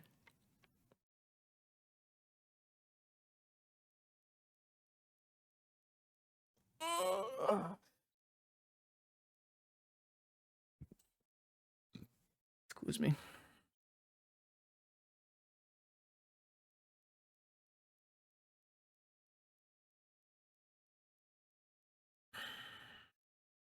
PO also beats us. I use F6. There's no point in... I think, like, everything beats us here, right? Like, if they just have no... The only way we win is if they had no cards. Like I said, I'm happy with how we played it. I feel like we win some number of the games that go like this. I just didn't hit a green land fast enough, right? It's fine. Sometimes you lose.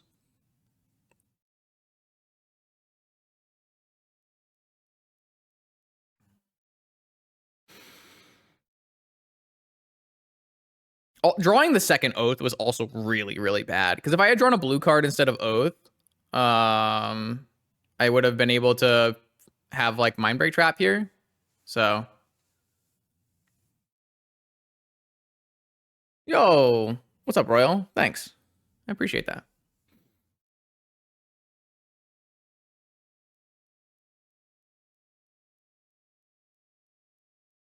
I don't know. I don't think about that kind of stuff.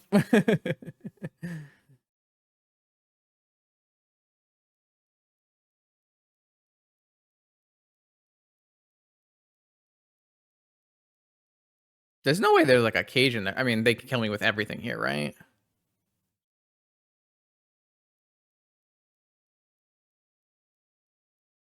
All right. You got me. You got me. You got me. Basically, every card beats me there. It's crazy. I actually don't even know if like it's possible they would have enough blanks in their deck to actually win from there. Yeah. I mean, this is it. This is fine. Submit.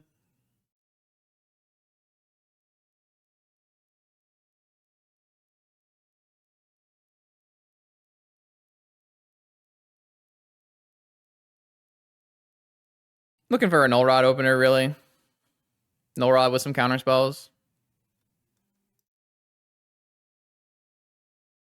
What deck do I shave show and tells? I shaved to 1 show and tell in the Oath Mirror, and I shaved 4 show and tells in the Jewel matchup.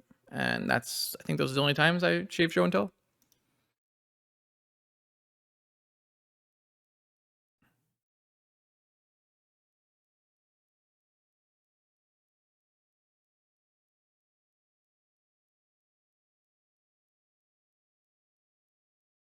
Yeah, and when you play against Jewel, you just want to board into blue-green control. Yeah, I mean, people just don't think and jam. Like, I think you might disagree with me, but I think my current configuration is favored versus Jewel, and I made it that way. Some of these cards are not great, but you got to transform your game plan when a deck is so powerful. When you're playing against oops all spells, you don't like try to aggro them out, you know? You got to change how you play based on what your opponent. Sometimes, you know, classic Who's the Beatdown article. Do I play other formats other than Vintage on paper and Moto? I usually play Legacy Eternal Weekend, but that's mostly it these days. I used to play lots of Modern and Standard and try to queue for the PT, that kind of stuff, but most of the time I play Vintage now. Oh yeah, of course, of course. The average list is something someone copy pasted for that I made for a metagame that was like 3 months old, right?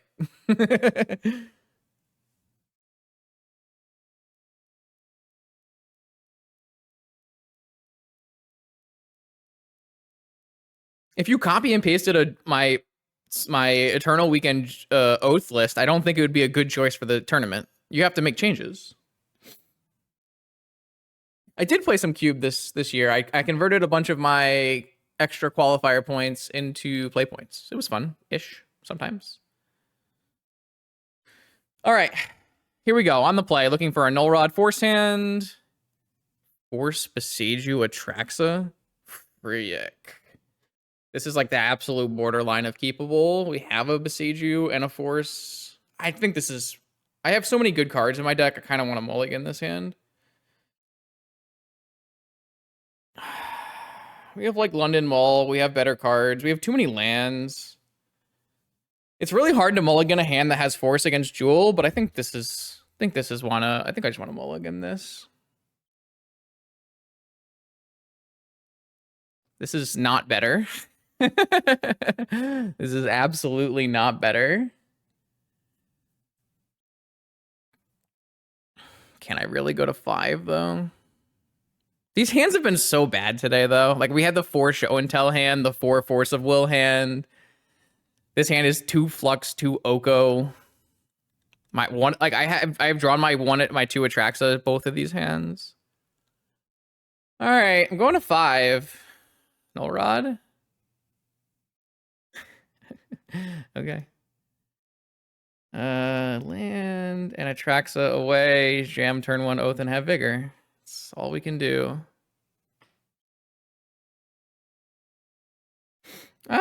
I wouldn't put this hand as favored, but it's definitely not bad. Like if they play turn 1 Ring, it's pretty bad.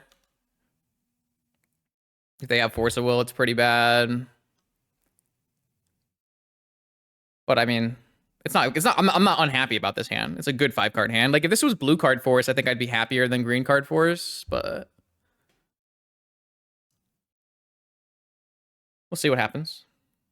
Also, one of my Atraxas is on the bottom of my library from my mulligan. So depending on where my second Atraxa is in my deck, there could be problems. Ancient Tomb, Time Vault. Okay. That's a good sign. Key. Okay.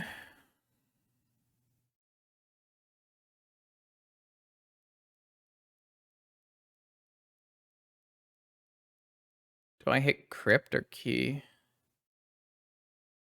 Probably crypt.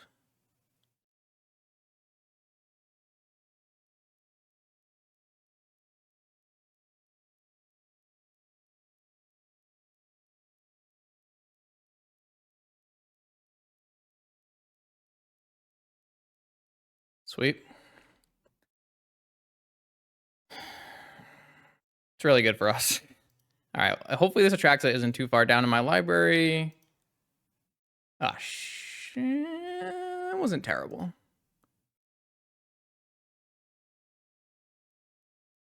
Lotus, Flux, Time Walk, Ancestral, maybe.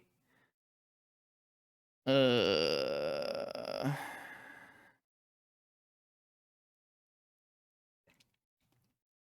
I can't Oath again. I didn't hit a fetch land, so I definitely can't Oath again unless I choose to Demonic Tutor.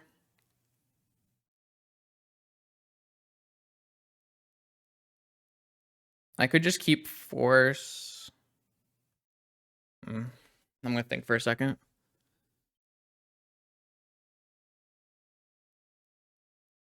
I mean, fluxing away their key is still pretty good. I mean, Time Walk is clearly better. I just wish I had a fetch land so that I could maybe... I don't even know if I'm supposed to trigger a second Atraxa. I think this is probably enough anyways.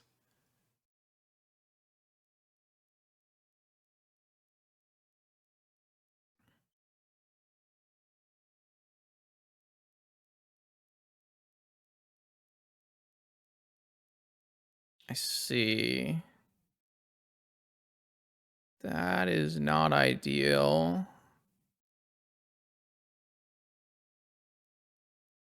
Opponent's off it, though.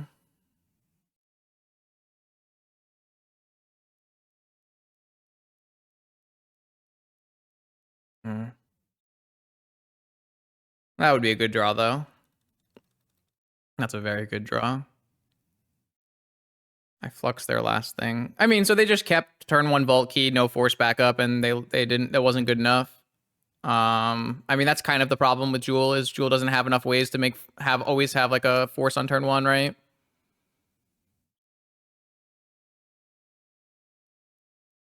This is fine. I'm just going Tropical, Time Walk, play my Moxen and my Lotus out, untap, flux them, pass with negation up. It's fine. Not bad. Okay, here we go. 5th round out of 8. We're cruising. Opponent is normally either a Shops player or a Mono White Initiative player. I've got turn 1 Oath with multiple lands. I think I'm going to keep this hand and then hold my Oath. Make them play a creature first.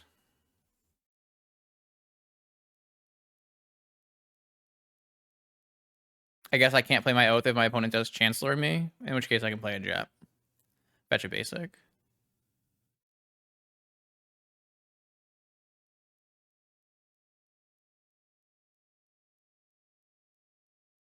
I mean, I do prize in this game. I just like don't. It's not particularly why I'm playing.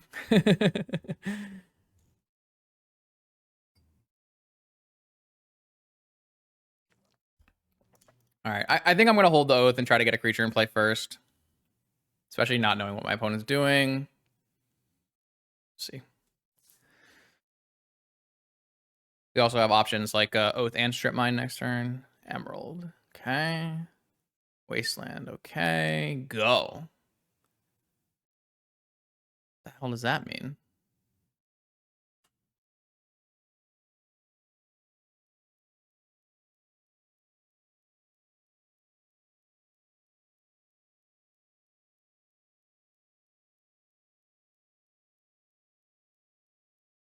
I'm gonna fetch both basics and flux them here.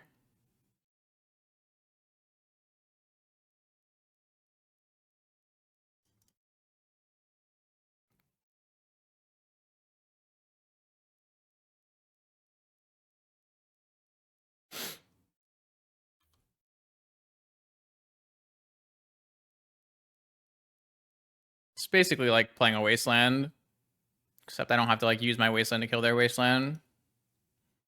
Oh, they're gonna pay? Huh. It's kind of weird, isn't it? Strip mine? No! Come on, man. Be real. All right, well, now I'm going to pay.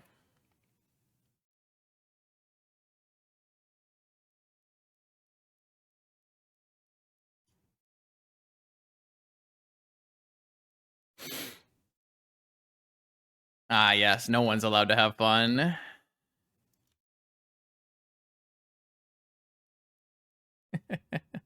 Wild game of Magic is happening here. Ugh.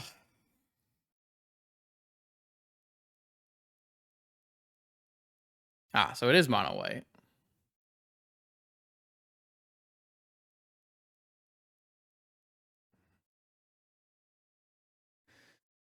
I'm just gonna hold this Bayou. I don't really want to get it wastelanded.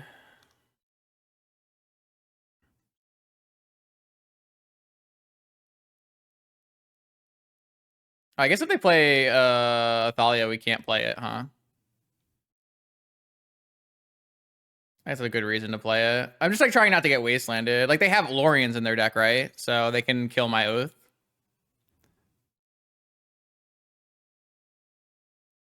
But now we have 2 Oaths, so I think it's time. Also, I forgot that if we just like they just play a Thalia, I can't do anything. So I should probably have played Oath last turn.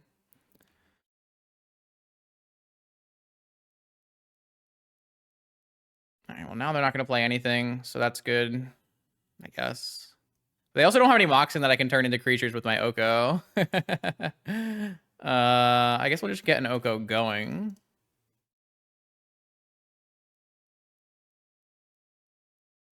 Like these things go away right away, but might as well resolve it.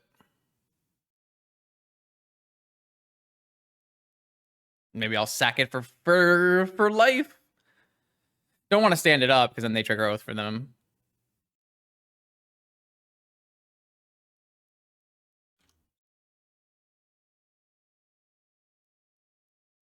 I mean, I'm pretty fine just chilling. Oh, I didn't pay. I wanted to sack it. It's fine. I'm gonna play a second Oath.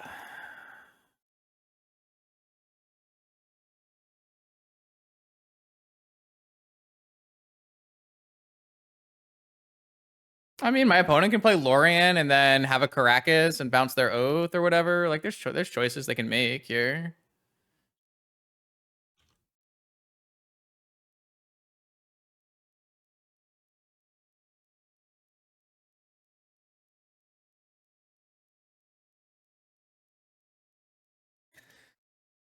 Ugh.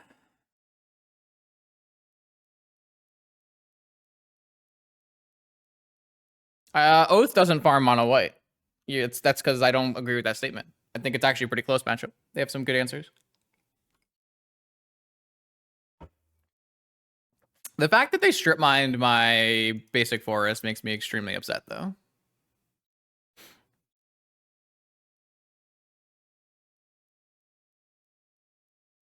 I mean, eventually I'll draw for a Forbidden Orchard and we'll win the game, right? So.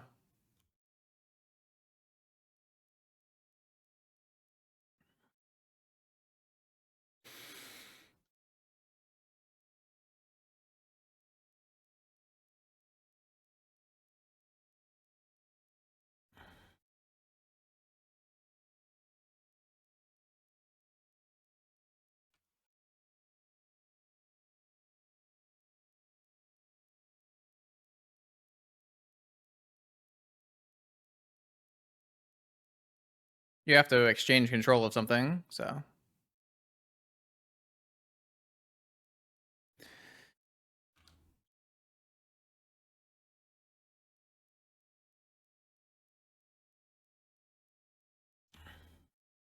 Just waiting on an orchard to press the game, make the game happen.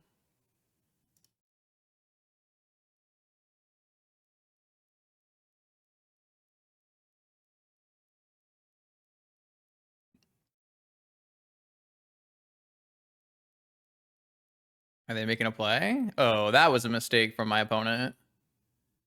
My opponent didn't want the discard the Sapphire to hand size, but now they lose.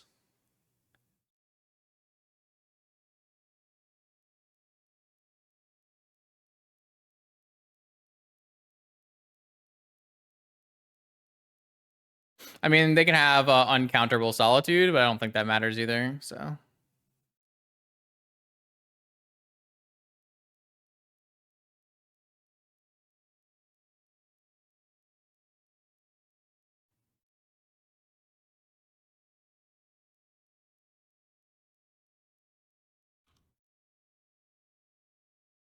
Because that still triggers Oath. All right, now I get 2 Oath triggers, and I am definitely winning.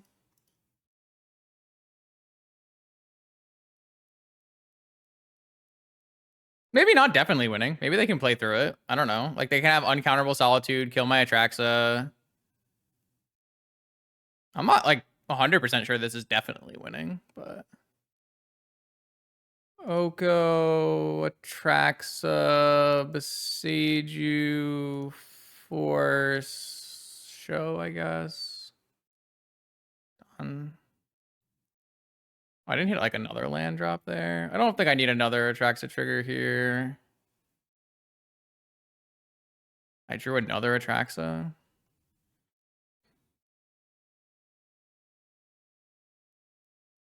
That's kind of bad, isn't it? I'm like not 100% sure this is winning.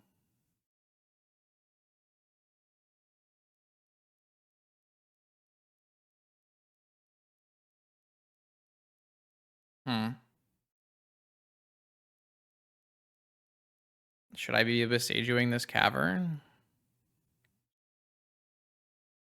They still get to Solitude my Atraxa. I mean, I have 1,000,000 health, but...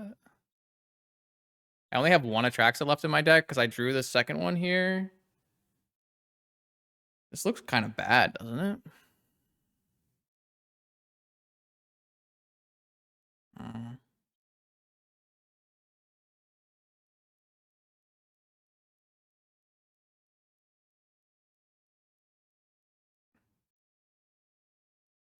Oh, we have it. We have an oath. We have a brainstorm. It's just we didn't draw it.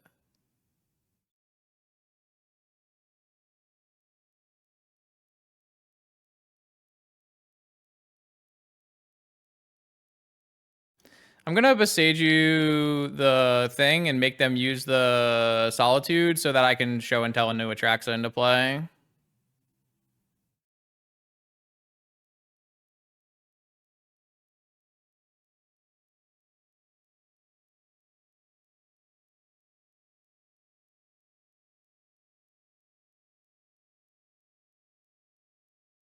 Like, and they have another Solitude off of show, I guess. I don't think that matters that much, though.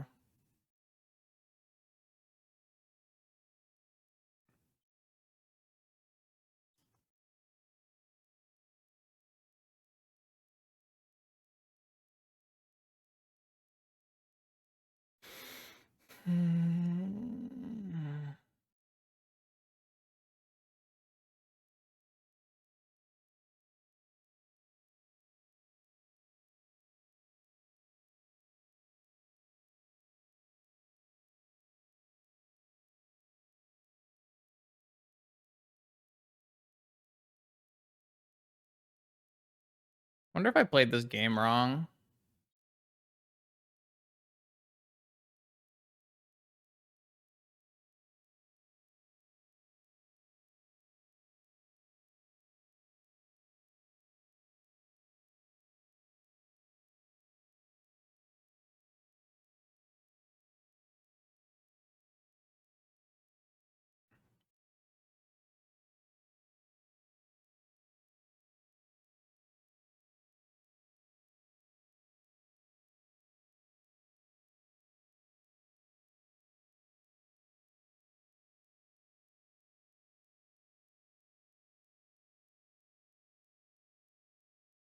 I might have too many cards in my hand.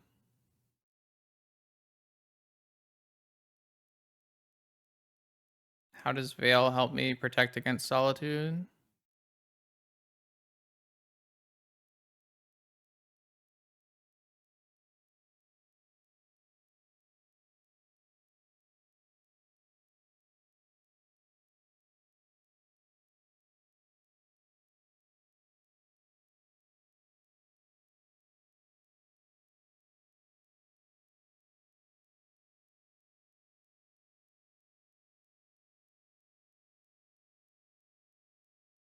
I think this is winning. I have forces. They don't have a new cavern for like more solitudes or whatever.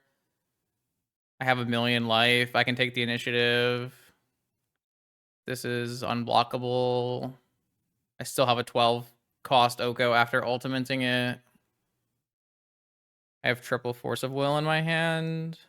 I have another Atraxa if I need it. I have another Atraxa in my deck if I need it. Looks pretty winning.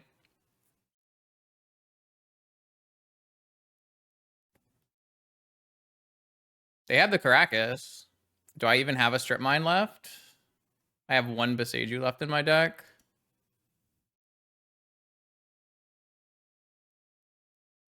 Sure. I didn't shuffle, right? So the Atraxa's on the bottom of my library right now. I'll just show and tell an Atraxa in next turn. Try to find the other Beseiju. I mean, this is still just like losing for them, right? Dauntless, Dismantler, uncounterable, sure.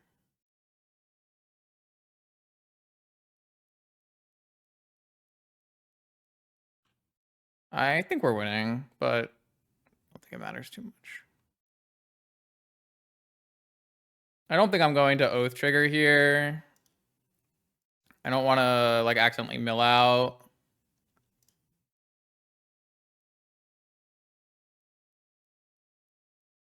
Like the whole point of playing 4 Atraxas is to not play a shitty Gaia's Blessing in your deck. So draw, ancestral, draw.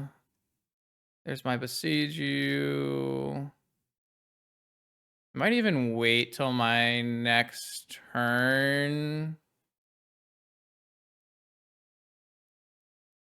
I shouldn't have cast Ancestral. I should have just cast Show and Tell. That was really stupid of me. Do I have an Emerald in my deck? No. Do I have a Black Lotus in my deck? Yes. Okay, so I just Elk this thing and play Island, Show.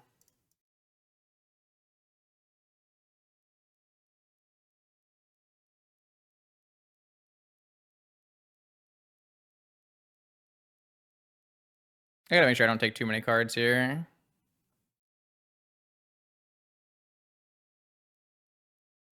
Archon? Fuck. God damn it! It's fine. Black Lotus. Just gonna take the Black Lotus and a land. I guess I'm gonna overdraw if I take the land. I'll just take the Black Lotus, I guess. Alright, that means they get to bounce my thing again, and whatever.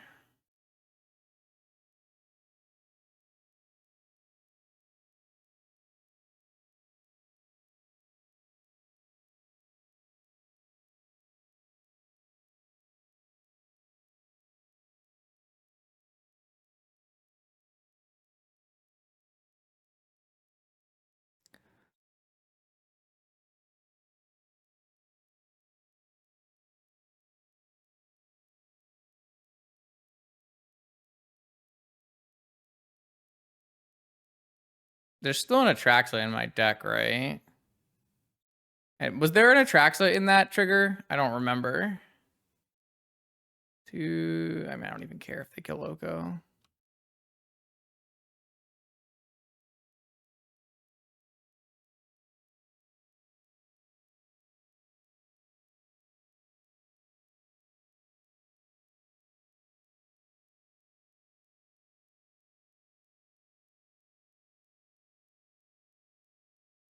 I mean, the win con is attack with my Atraxa and kill my opponent.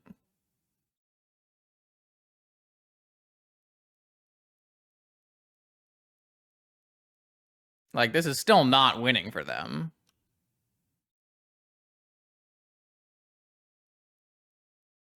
I do need to make sure I don't mill out, though.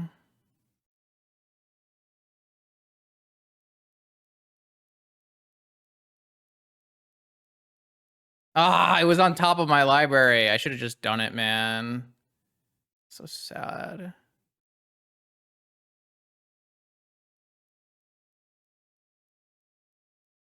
Oh god, do I have enough? I don't have enough mana. I don't have a show and tell anymore. Am I gonna lose this game now?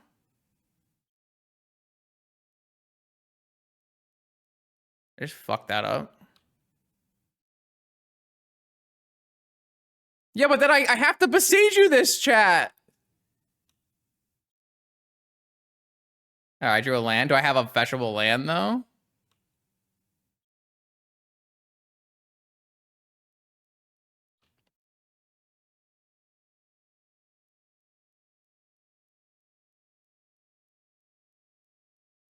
Oh my god.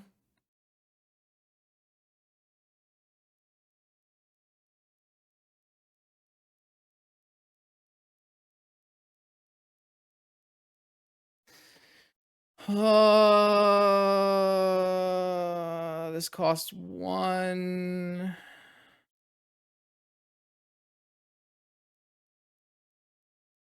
Treasure from the initiative. What are you talking about, chat? I have to wait till next turn.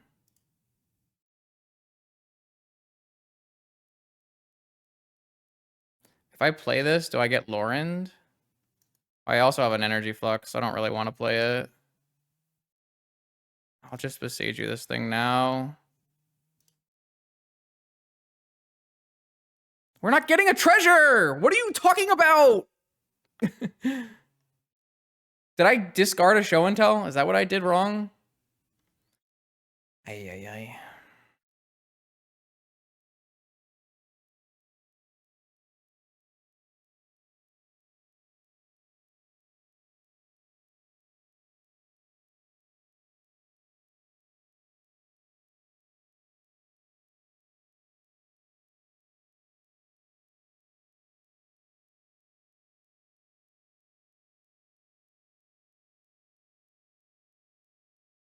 I mean, I lose my Oko this turn.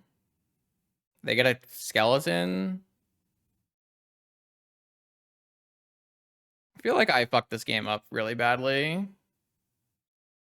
Didn't I play this game like shit?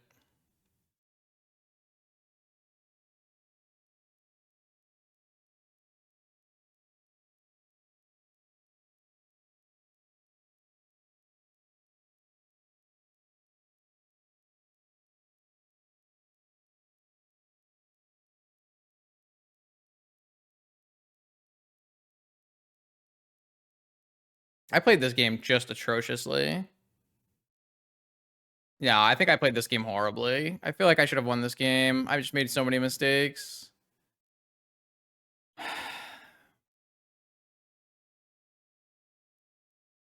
I'm not going to stash, chat. I'm going to trap. Why do we think I'm getting treasures?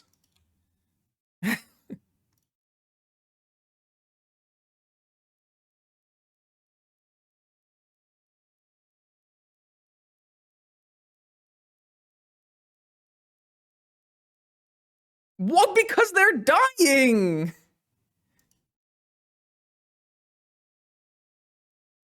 You aren't winning. I can't read chat. I'm gonna ignore chat for the rest of the remainder of this match. They're just spouting nonsense at me.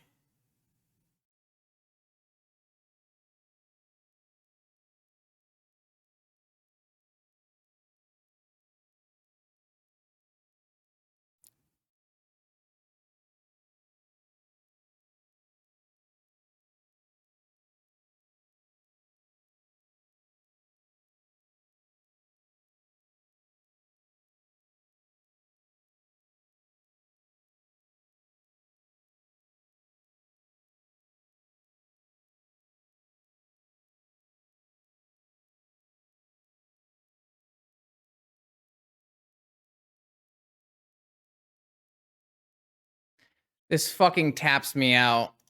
Oh, Force of Will. That's so bad. This actually taps me out of Force of Will mana. That's crazy bad for me.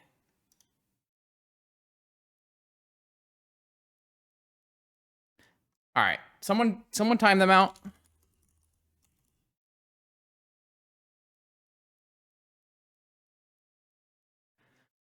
Do I have another land in my deck?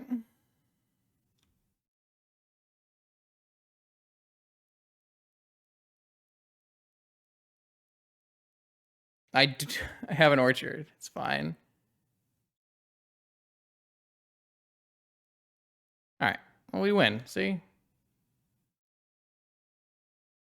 What's everyone talking about? The game is over.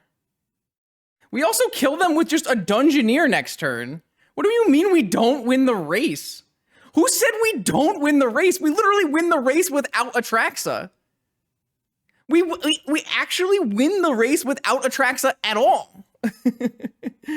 That's crazy.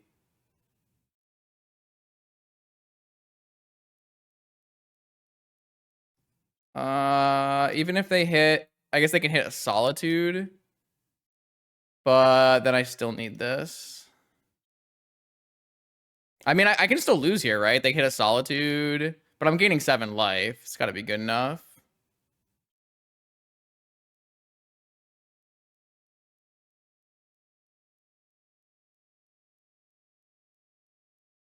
They hit a Solitude. Uh-oh. 1, 2, 3, 4. We have 1 Pearl left in our deck. But we still have an unblockable Dungeoneer. We should have taken the Pearl. Yeah, I think so. Oh god, that thing is lifelink. Maybe we do lose. We're gonna lose? I think we actually lose this game. That's sick. I don't think it's been good. I think I just played atrociously.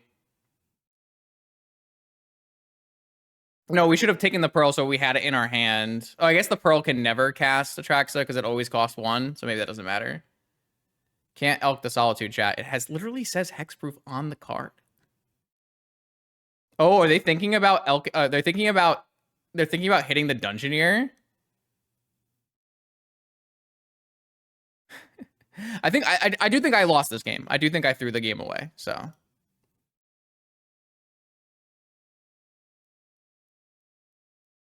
I just didn't play very well, and I'm gonna lose because of it. So I think that's fine.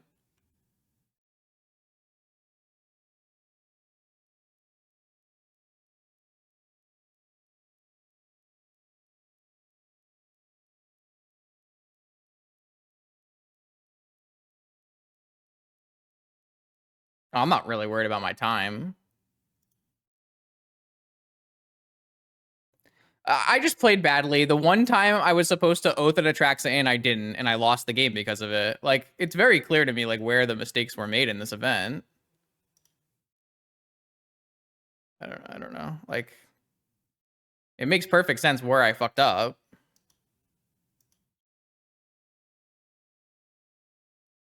Do I have to hold this back for the Solitude? No, I need to take the initiative, right? I don't think there's any point in drawing cards or at all. Oh, I should have put it because we can draw Pearl. Shit. I can't fetch in response. Yeah, I should have done that. I forgot about being able to draw Pearl off of this. That's so bad, Justin. Well, I was gonna Elk something so I take less damage, but maybe that doesn't matter. I needed to draw Pearl off of that, so I guess I could still draw Pearl next turn.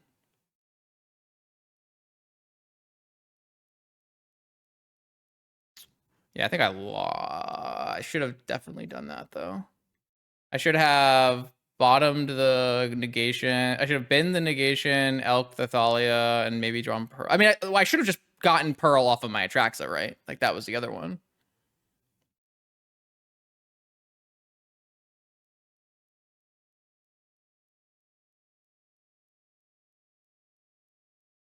I don't have a... Where's my brainstorm? Like, I don't have a brainstorm, right?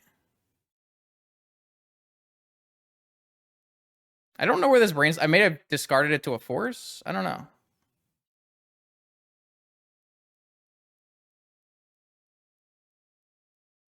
I had one in the Atraxa pile as well. Yeah, I mean, I just, like, was trying to play fast, and I didn't think about things. No. I mean, I made a lot of mistakes in this game. It's very obvious I made a lot of mistakes in this game.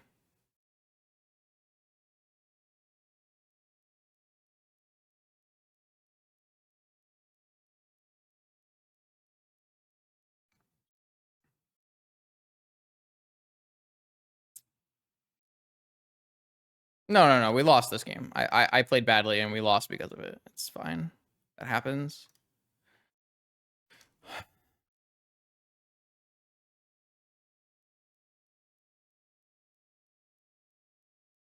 Why didn't they just make that uncounterable? These oath triggers are taking a million years. Like, I'm trying to balance playing fast and making correct decisions. Like, I have to win 2 more games if I lose, right? So I need to, like, play fast. I can draw Pearl here. I drew Vamp here.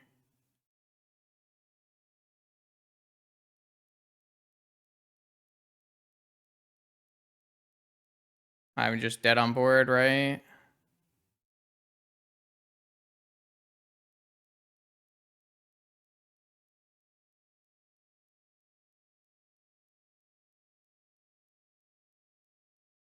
Uh,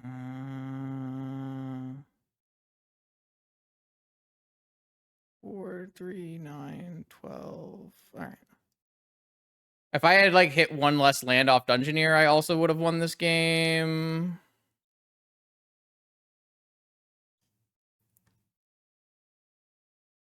What if I make a food?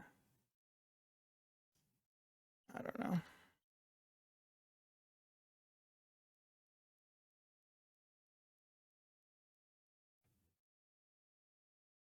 I hit a land off of Dungeoneer and it lost me the game. That's crazy.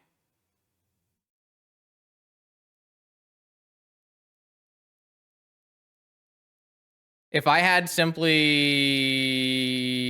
Yeah, I mean, there are about 8 million things I could have done in this game to win the game, and I chose none of them, and I lost because of it, right?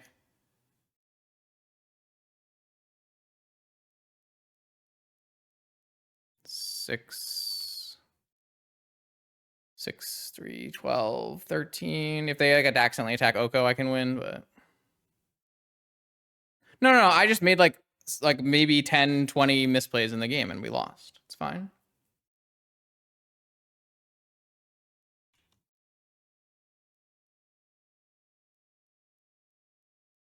I deserve to lose this game so badly.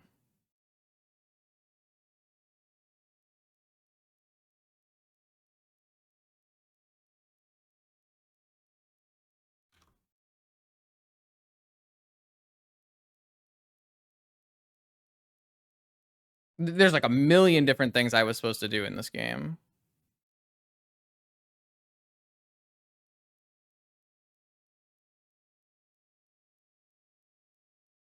And I just didn't do any of them. Like, it's kind of funny they went on 1 health. If I had simply not had to land on top for my 1 seasoned Dungeoneer, that also does it. Like, there's about a million things.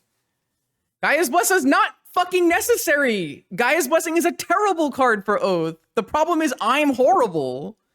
Like, why do I need to put in cards to, like, make up for my bad play? I'm not going to put a fucking terrible do-nothing card in my deck just because I'm bad. The solution isn't put Gaia's Blessing in my deck. The solution is me play better.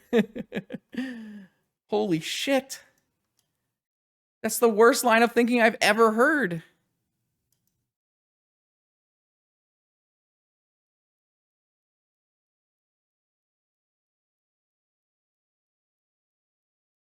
Oh.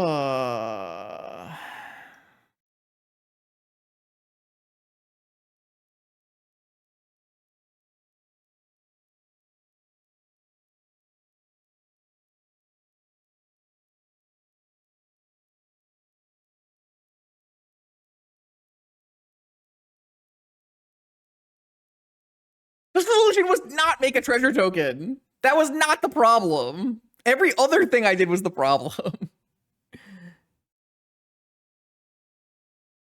Like, we can go back and review that game and I'll find 20 things I did wrong.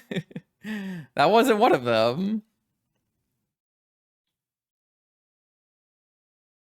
We were always going down plus counters plus trap. 100% every time, every game. We didn't need treasure. We just needed to play better. I could have put a brainstorm in my pile. I could have put a pearl in my pile. My opponent should be bringing in 4 swords to plowshares. So I have mental misstep for 4 swords to plowshares.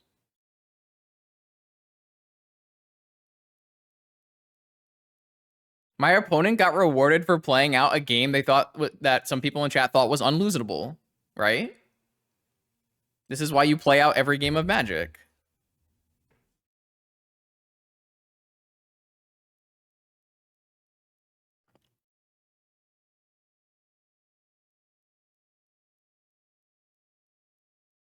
No.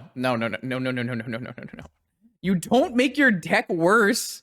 You play better. What the fuck? How is that a logical line of reasoning? How do people actually believe that? You should put bad cards into your deck so you can have more room to misplay? What the Excuse me? How is that a thing?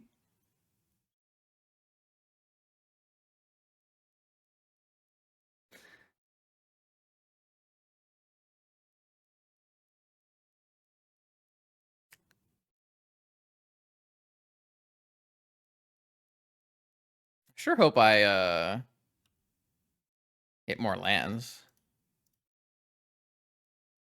Things are kind of bad right now, aren't they? I don't have enough lands in my hand. You just asked me to be realistic about my own capabilities. I literally took this deck to top 8 of Eternal Weekend. I won like $10,000 with this deck. Well, I'm aware of my capabilities. My capabilities are I don't need to fucking play a Gaia's Blessing in my deck. That's my capability.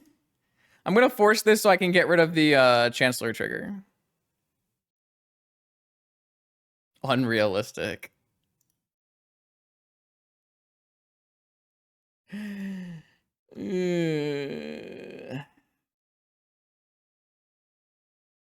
That is such a bad draw, man. If I get wastelanded, it's so bad for me.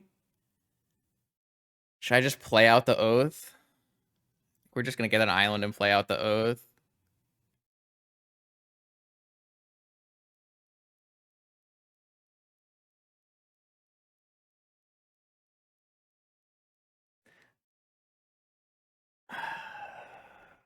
Getting baited. I'm just getting baited, man. Oh no! Cavern on human? Lauren, kill my Oath?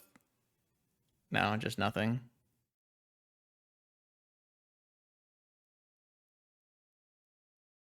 I just need a land to turn this into an elk. Containment Priest is fine too. I have Okos. That's fine. I just need to draw land. I'm not really worried about a Containment Priest here. If I get Wastelanded, I am, but... Another uncounterable?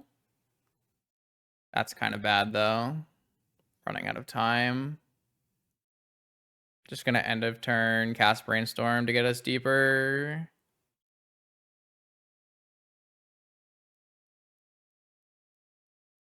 I just played too fast and I didn't think about lines because I was content with how the game looked and thought I would win, and I made mistakes and I shouldn't have done that. Was there a reason we didn't main phase the Brainstorm? Why am I main phasing the Brainstorm? What are you talking about?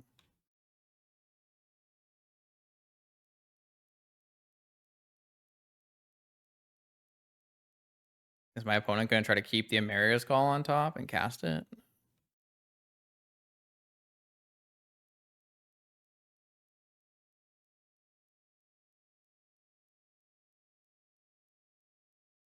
Just need to hit any mana source.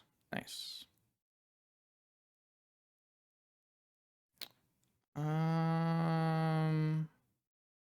I want Oko, and I want Force, and I want Misstep, and I want Second Oath. So I guess I just go strip Forest on top.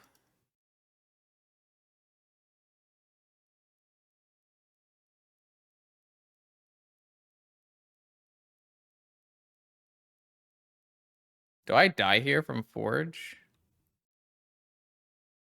Why does this have a +1/+1 counter? Oh, it attacked.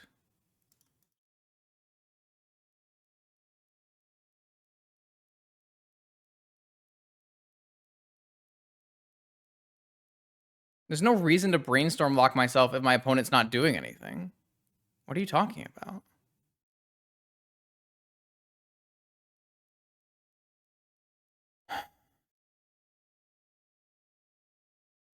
This hits me for 9. That's just enough. Holy shit.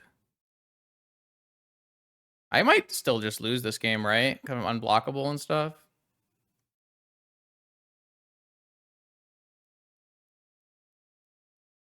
It's like a lot of ways I die here.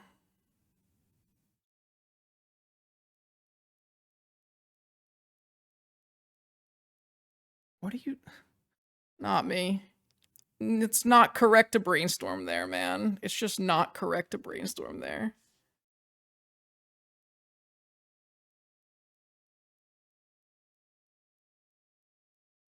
Guys, there's a lot of things. Like, I'm taking 9, but I also, like, have an elk token. I have a food. I can hit the Sarah's emissary. Like,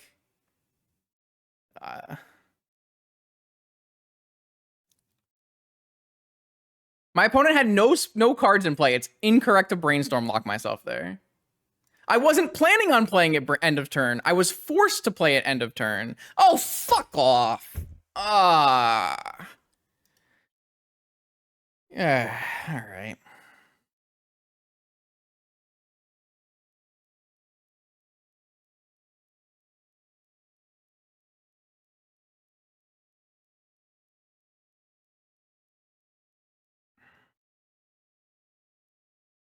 It's okay. I deserve to lose this round. Like, I absolutely deserve to lose this round, so I'm not really too mad about it.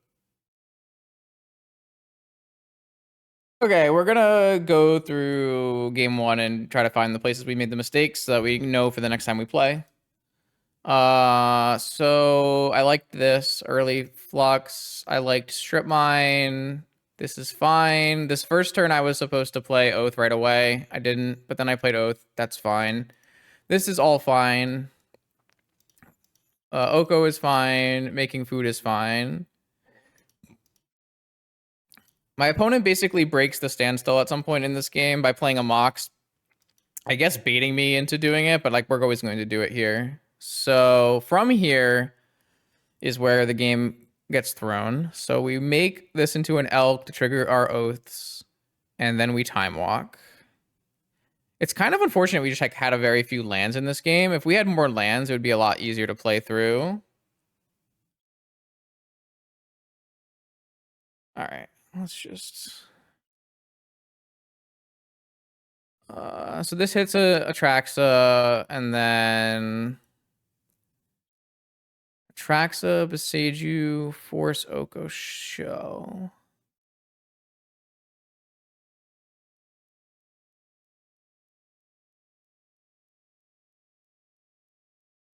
I don't even like think I need a Force here, so it might even be better to just take a Vampiric.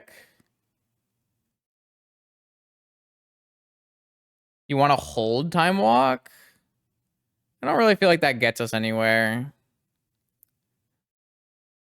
Is it right to take that many cards? Yeah, that's fine. I think I should have taken Vampiric though, right? Well, no, like Vampiric is like super bad when you are like oathing every turn. Yeah, but that's fine. Like I don't really care.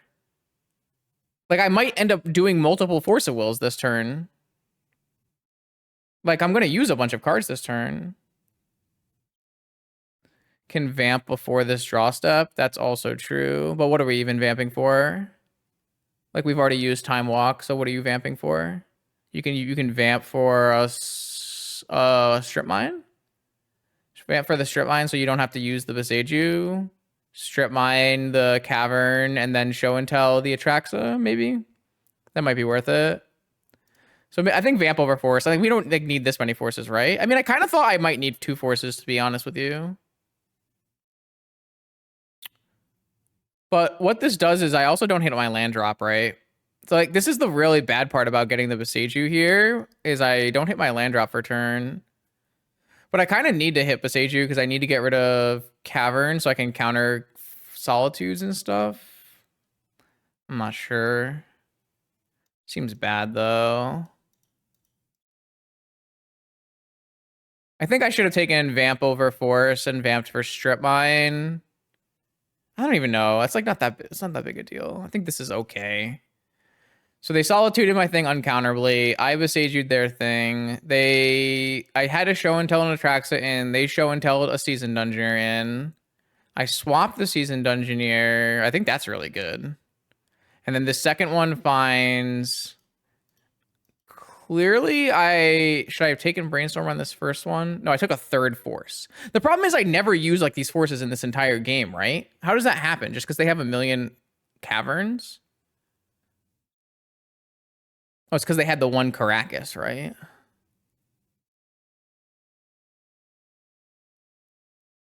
Did I take this Atraxa? I feel like I left that Atraxa in. I left that Atraxa in.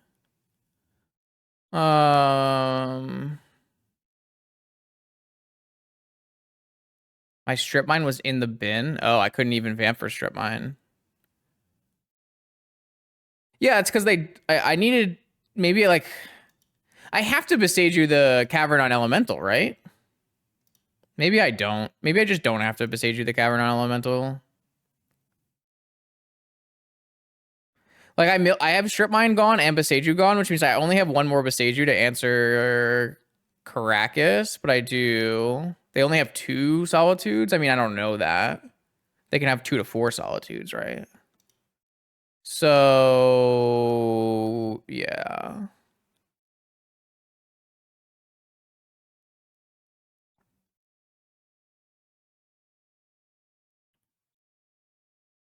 Do I take a land? Yeah, I took an orchard. I didn't take the second Oko, but I mean, I'm gonna probably, oh, I did take the second Oko. Okay.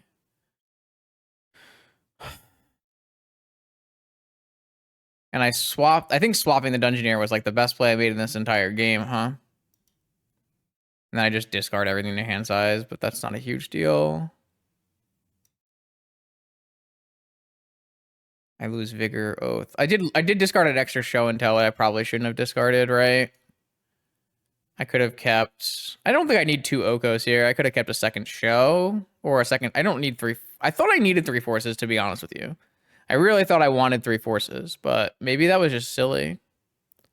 I think I like over evaluated the force. Okay, so then what happens? Then they have Caracas in their hand, which answers the Atraxa. Atraxa gets bounced to my hand. I know I have my 4th Atraxa on the bottom of my deck, so I can't activate Oath of Druids. That's fine. I should not have cast Ancestral.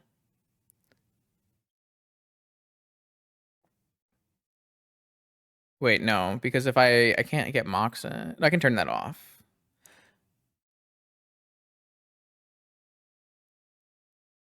Next turn we could have stolen another creature with Oko overcasting show and tell, but I don't think that makes any sense to do that. I have to like keep cards in my hand. I don't really have room in my hand. I'm looking for like big outliers, not small outliers. I think this one's really big. I think this one was really, really bad. I cast this Ancestral when all I should have done is cast show and tell, right? I still have this Oko to Elk if something bad happens. And I just want to be able to hit my Beseiju. Instead, I Ancestral into my Beseiju, and I have to wait a turn, right? I Elk the Dismantler, and I still show and tell? Wait, why'd I show and tell?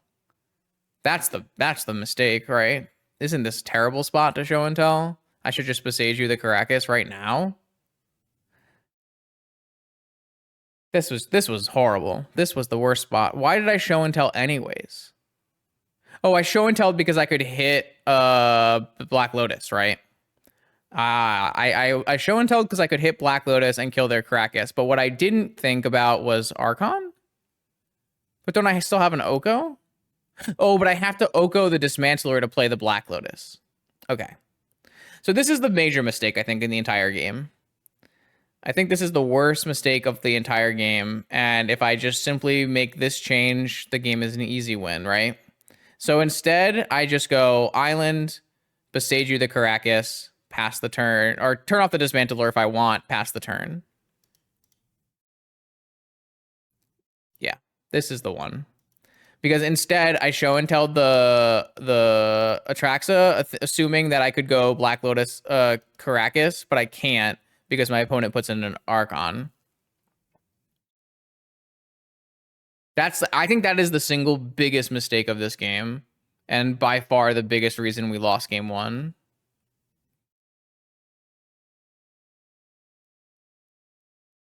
This show and tell was the worst play of the thing, I would say.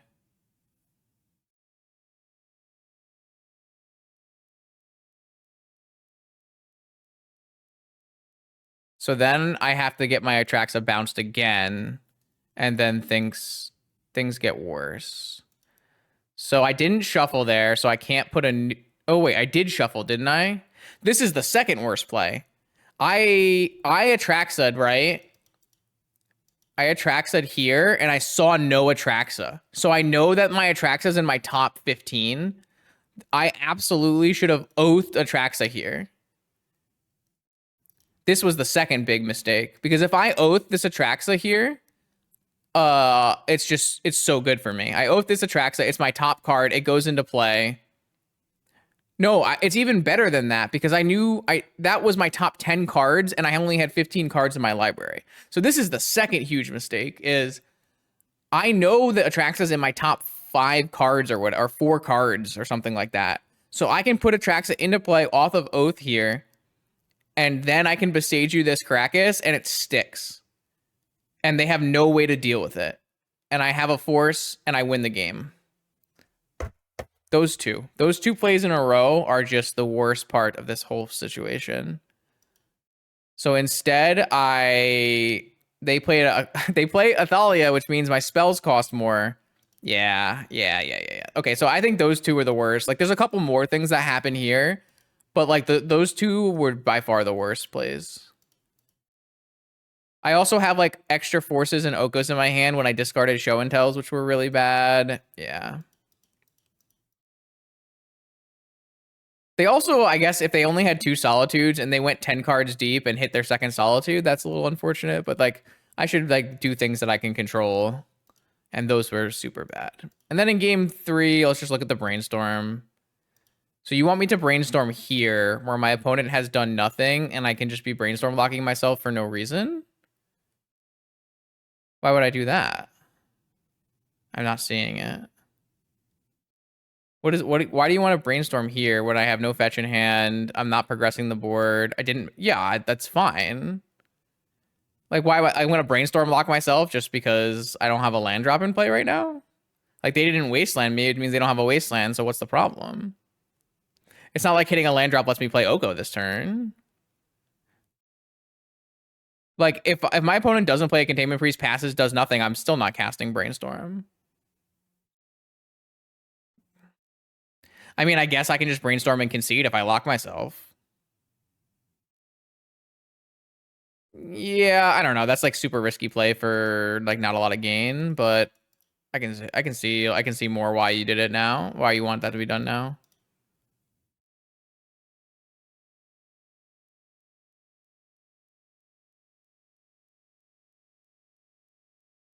I'm also like trying to, I guess I'm trying to like cast. Yeah, okay, that's fine. So if I draw what? Oath Strip Mine? No, I drew Forest. So I would lose this game horribly, wouldn't I? No, I guess I would be able to play it. I would be able to play Oko the exact turn I need to play Oko instead. So I would maybe win this. I'd still lose this game, but it'd be in a lot better spot. Okay, yeah, sure. All right. I mean, but like I don't know if I brainstorm, I do put myself in a better spot in this game, but is it always the case? Like, I'm just thinking of the case where my opponent has nothing. No, I wouldn't have drawn the second land. I would have drawn Mental Misstep, Oath, Forest, and I would not have gotten to the Strip Mine ever. No, I'm not getting the Strip Mine, chat. I cast Ancestral, or I cast Brain. Oh no, I drew the Mental Misstep. Okay, I would get the Strip Mine. No, yeah, I would Strip Mine them this turn. Yeah, I mean, I might even win this game if I had done it. I don't know, like, I still don't think that's, like, I think it's only good if they have Containment Priest, though, isn't it? Isn't it only good if they have Containment Priest? Like, if they don't have Containment Priest, it's worse to Brainstorm Lock myself.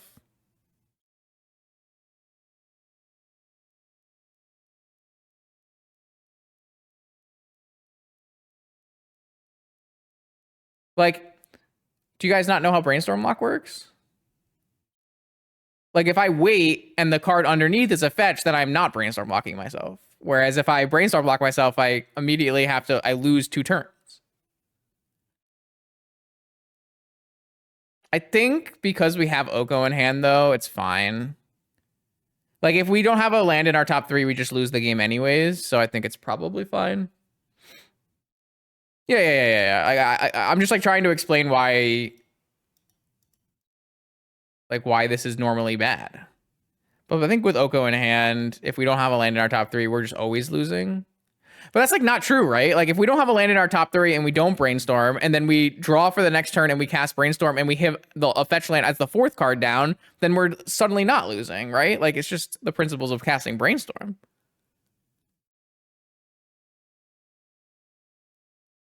Anyways, I can see what the logic is behind casting the Brainstorm here.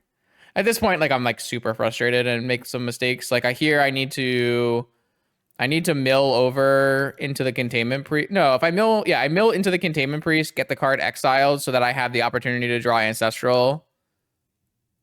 Because I can draw Time Walk or Ancestral here if I, yeah, I mean, this was really bad too. I can mill over and give myself the opportunity to hit Time Walk or Ancestral, or Time Walk into it, Ancestral into Time Walk. Yeah, but, like, the chances they have nothing are, like, pretty reasonable, right? Like, they didn't have Cavern, like, I think, like, the chances they have nothing are reasonably high.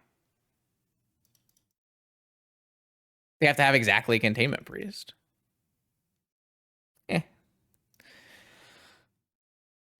All right, here we go. We're on to round 6. Hopefully there was a lot of good information in that little session going over the mistakes I made to lose the mono white matchup. Definitely multiple mistakes in both games that caused me to lose that were 100% on me. So hopefully I'll learn something and we can just move past that and go to the next round. No good. This hand's pretty garbage. Let's try again. Yeah, this is good. It's a kind of unfortunate. I guess it's not unfortunate. We have Veil backup. It's pretty sick. Oh, they're on Countervine. Interesting. Veil doesn't actually protect us from Mindbreak Trap, does it? I think if you're, like, making mistakes and still learning from them, then it's fine. Like, you're a human being. You're gonna make mistakes. So let's see. I have Show and Tell plus Veil. And I have Strip Mine. And my opponent is on Countervine. And I don't have an additional green source. Like, I can theoretically just go Lotus, Oath, Veil, but it's, like, just not good against Countervine. So I think we're just going to put back Oath and go for the Show. Resolving Show here wins, so let's play a Black Lotus, hope it doesn't get countered, and then we'll go Veil Show. Okay, make green mana and cast Show. They have Force. I have Veil. Do they have Mindbreak Trap?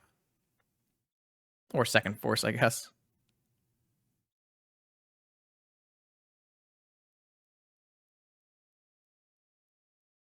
Sweet.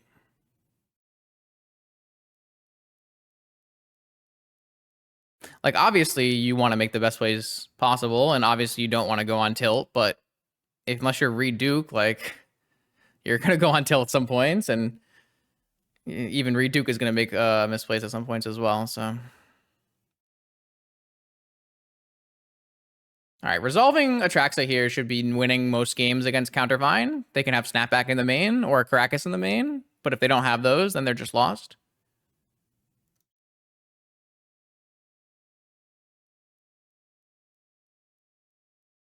Like the thing, I think the biggest thing was I was playing too fast in the game one of that mono white matchup. I was like the game was dragging on and I was playing a little bit too slow in my mind. So I was trying to speed it up. And when I sped it up, I didn't think of the consequences of a lot of my actions. So here you have Tabernacle and Emissary, and that's about it. We don't want negation in this matchup or misstep. I guess Veil is fine. How do you feel about Flux in this matchup? Not me. I know you like kind of like it because it kills hollow ones, but is that good enough?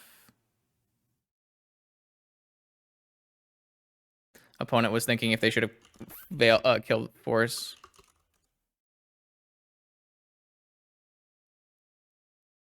I think you probably can counter Force. It's hard to say.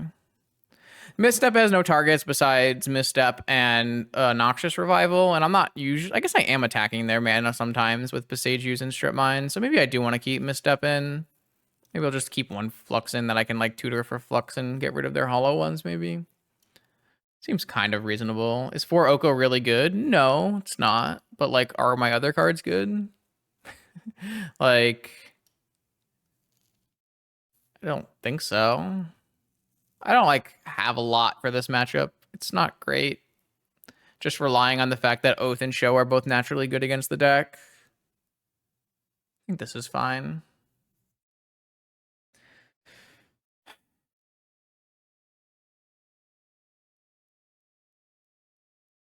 Like, my deck can have ley lines in the sideboard, but I think it's like makes sense to cut ley lines in the current metagame, so.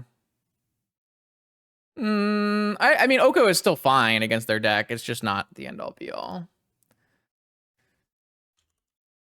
Showcase 5 and Showcase 5-1. Yeah.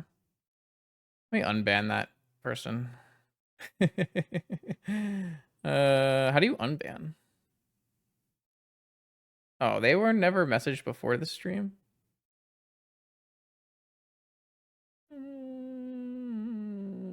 Maybe I just won't. All right, I'll do it. Fine. It's okay. I'm not the biggest guy when it comes to bans.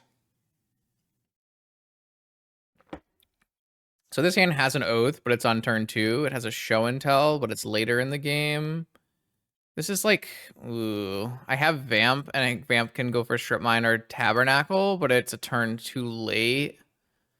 Vamping for a Lotus does give me a play, but I have no counter magic to back it up. Oh no, I timed you out. Timeout, I think, is different than a ban, right? I would say so. I'm not really sure that this hand is actually good.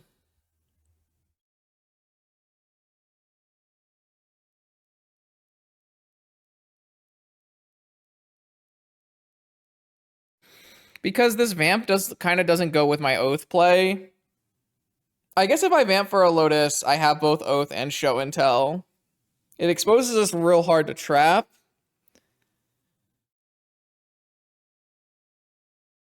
Yeah, but you're playing into Mindbreak Trap. You're also playing into Wasteland.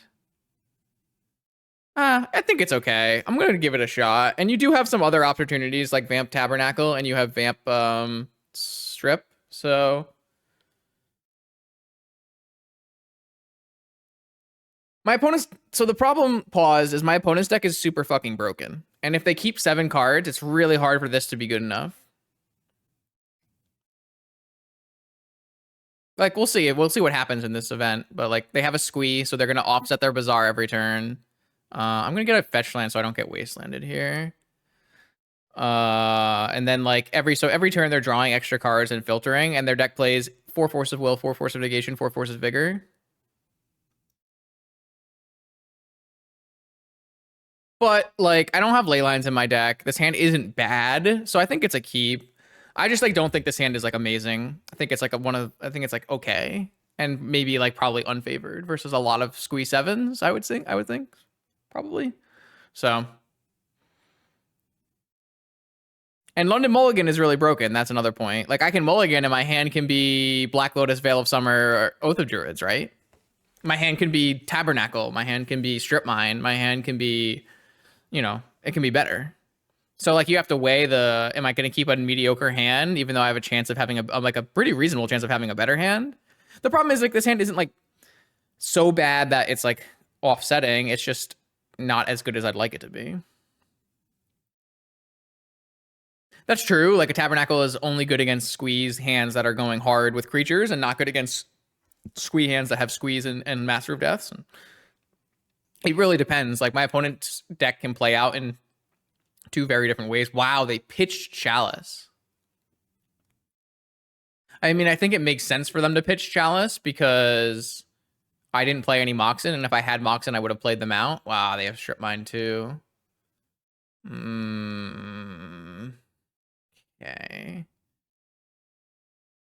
All right, well, we'll see if they Strip Mine me. They probably will. Well, then that exposes them to Tabernacle. Maybe they don't. Just gonna get a Bayou and go Vamp. I'm gonna get a Black Lotus. How am I gonna lead this? Are they gonna strip? It's really bold to strip, unless you like don't care about getting tabbed. Maybe you don't care about getting tabbed. This is still fine though. This actually insulates me against Mindbreak Trap, doesn't it?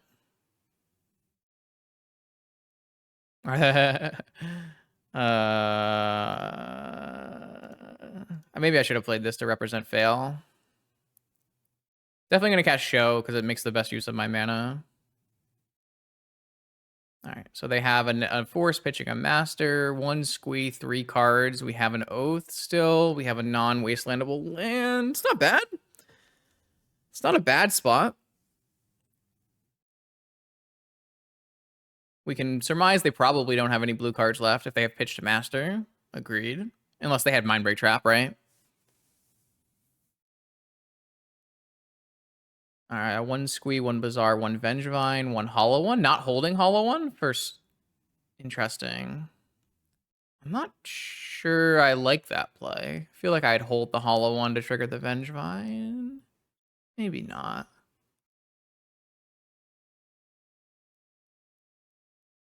If they have Vigor or Force, we lose.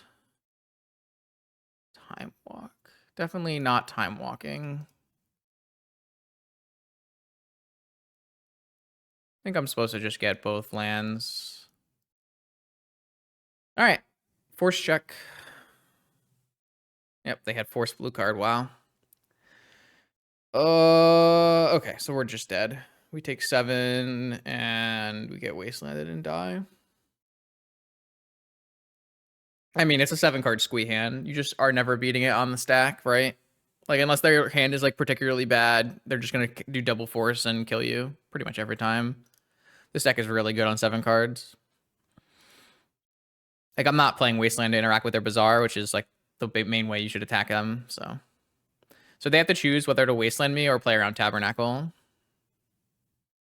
I think you just waste. Not that they're dead to... I mean, they're not even losing to Oath anymore, so... I'm not even sure what draws we have. I think Ancestral's our best draw into something like Mox Show and Tell, Moxland Show and Tell, or Tabernacle, or... I mean, we have... like, the thing is, like, if you give me this black source, I have Demonic Tabernacle as well, right? So... it's like this. I have 2%. Yeah. I guess that's this, you're still holding it for that. I don't know. I feel like this gives me chances, but can we vamp for Force of Will to get Oath down instead of vamping for Lotus? No, because then we would get Wastelanded. Oh, they just Noxious Revivaled me. Put the Oath on top. Now they should definitely Wasteland me, right?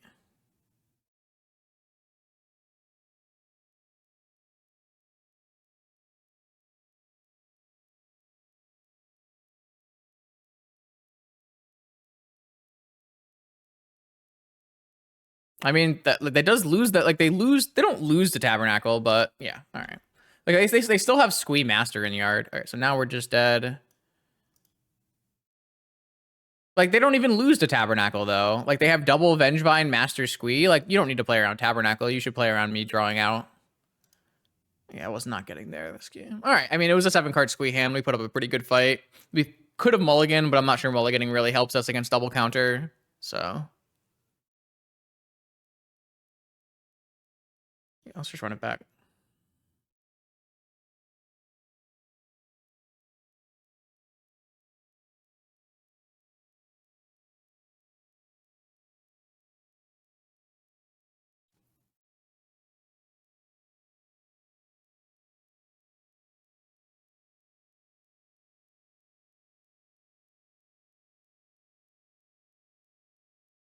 Flash, probe. Yeah, it's really hard for them to counter Flash. I'm going to keep this hand. Flash can't be negated, so I can just go Tropical, Lotus, upkeep Flash, and then I'll have enough cards to hopefully push through. They mulligan to 5. In the tournament that I won at the BCDL, I actually demonicked for Flash against my opponent, my Squeevine opponent. So I think Flash is quite good in this matchup. All right, let's see what kind of 5-card hand you kept. Nope, no forces at all. So I guess I can do it on my turn then.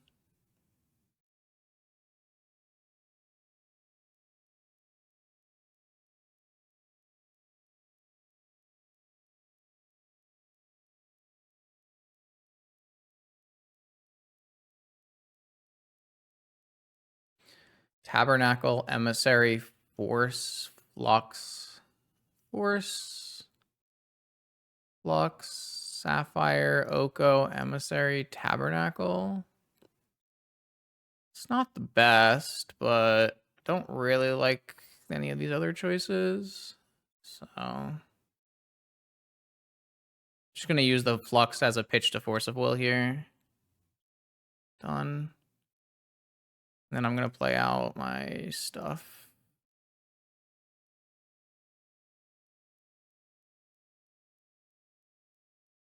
I love Flash Atraxa. It's probably my absolute favorite part of this entire deck.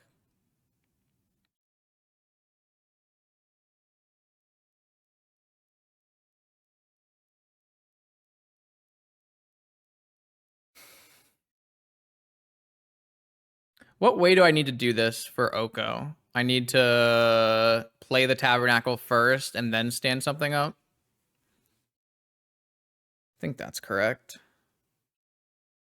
I think it's pretty likely I play a Tabernacle this turn. So then I go Ruby, Sapphire, play Oko, stand up Lotus Petal after I play the Tabernacle to make sure I don't have the layers, I think.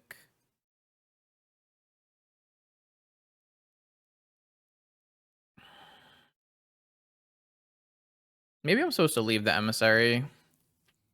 I have 4 show and tells, but I have like more forces I can pitch to Atraxa with.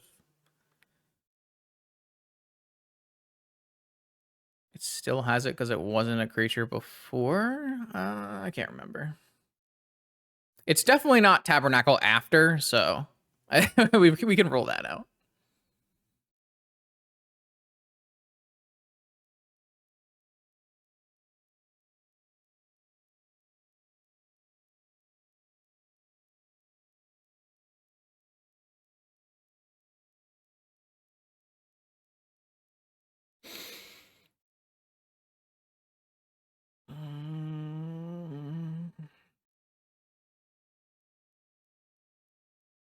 I think if I pay for it and then elk it, maybe that's what I'm supposed to do. Like I elk it and then I pay for it and then I elk it again or something.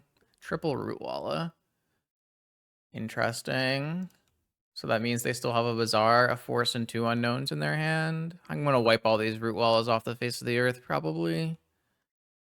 That sounds like way worse than I meant it to sound.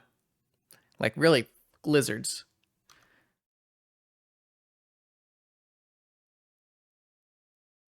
Oh, we just drew an oath. That changes thing, doesn't it? Well, I guess it doesn't really change anything. It just means that I'm playing an Oath and I'm playing a Tabernacle, and then I'm still just giving them a end of turn. Oh no, I'm not. I have to give them an Orchard. I can't give them a Tabernacle here because they'll just not pay for anything.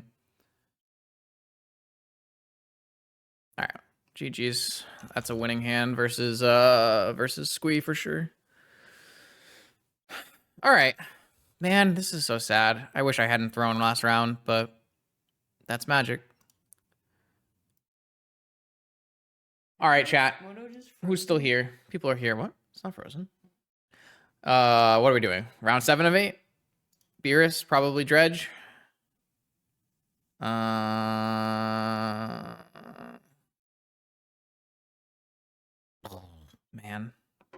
So close. Not really, but mulligan. Beerus already told me they left the chat, so we're good here. We have a strip mine. Is that enough? I think I'm going to keep this hand. Can I get rid of one orchard? Probably.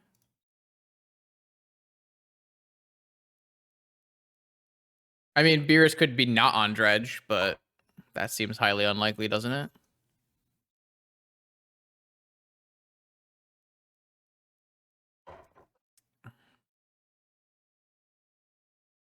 All right, 6-card Bazaar hand. I have a strip mine. I don't know if this is actually a winning line from me. Oh, only one Dredger. It's pretty good. No grief. Interesting. Oath. Traxa. Not terrible.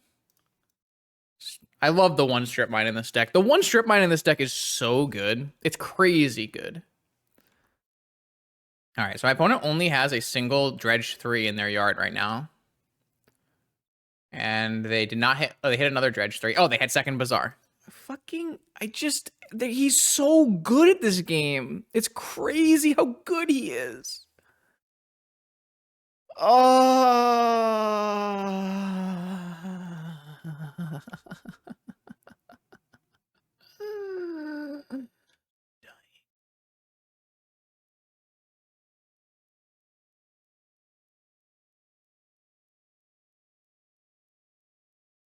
I can't even get my way to show and tell fast enough, can I? I take 7, 10, 16. Oh no, I take lethal. He's so good. He's so good, man. He's so good.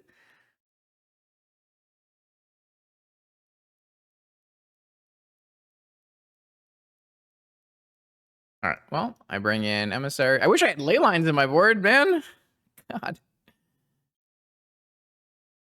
I have so little stuff for this matchup. It's crazy.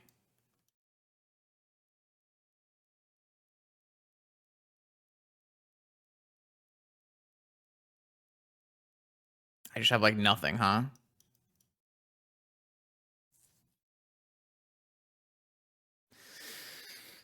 All right.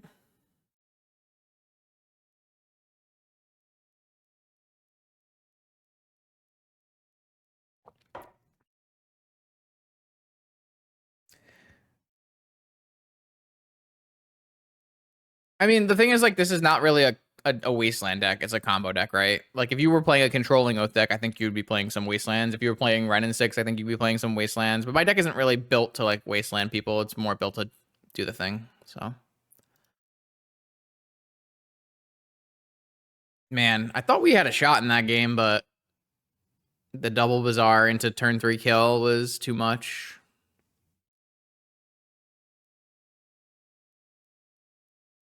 Needed to draw what, a Moxen off the top so we could show and tell.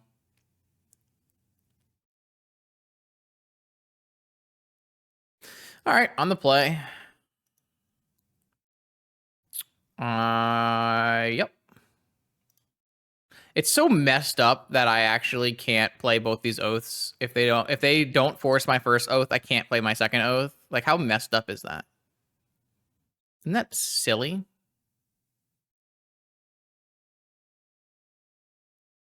What's the best way to sequence this? Lotus Oath. without showing Forbidden Orchard, probably. I guess I can hold the Lotus. The Crypt shouldn't matter, but it does show Orchard. It's probably fine, though.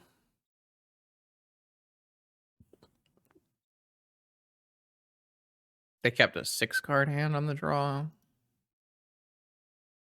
It's so... I guess this way I get my Mana Crypt Vigored.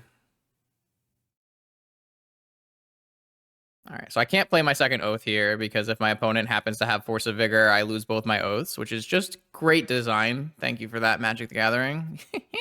Got me. I hope my Oath doesn't get griefed. That would be sad.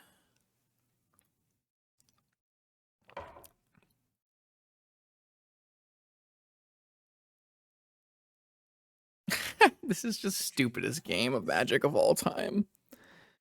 Like, I can't play 2 Oaths because my opponent has fucking the most broken anti-artifact card of all time.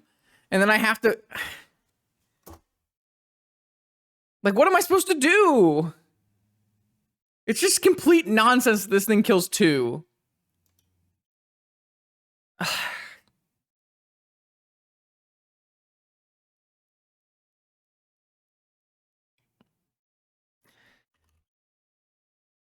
Like, I can't do anything. I just have to, like, I have 2 Oaths, Black Lotus, and it's not good. That's so stupid.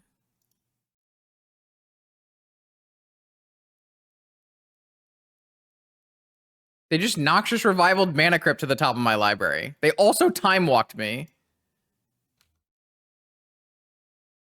Hope I draw a Traxa or Sarah's Emissary and just cast it. Force of Vigor is so broken. It's like not even remotely close. It's just a broken Magic card.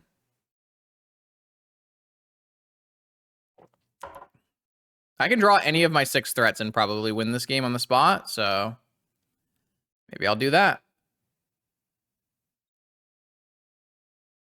Or maybe I'll draw Misty and die.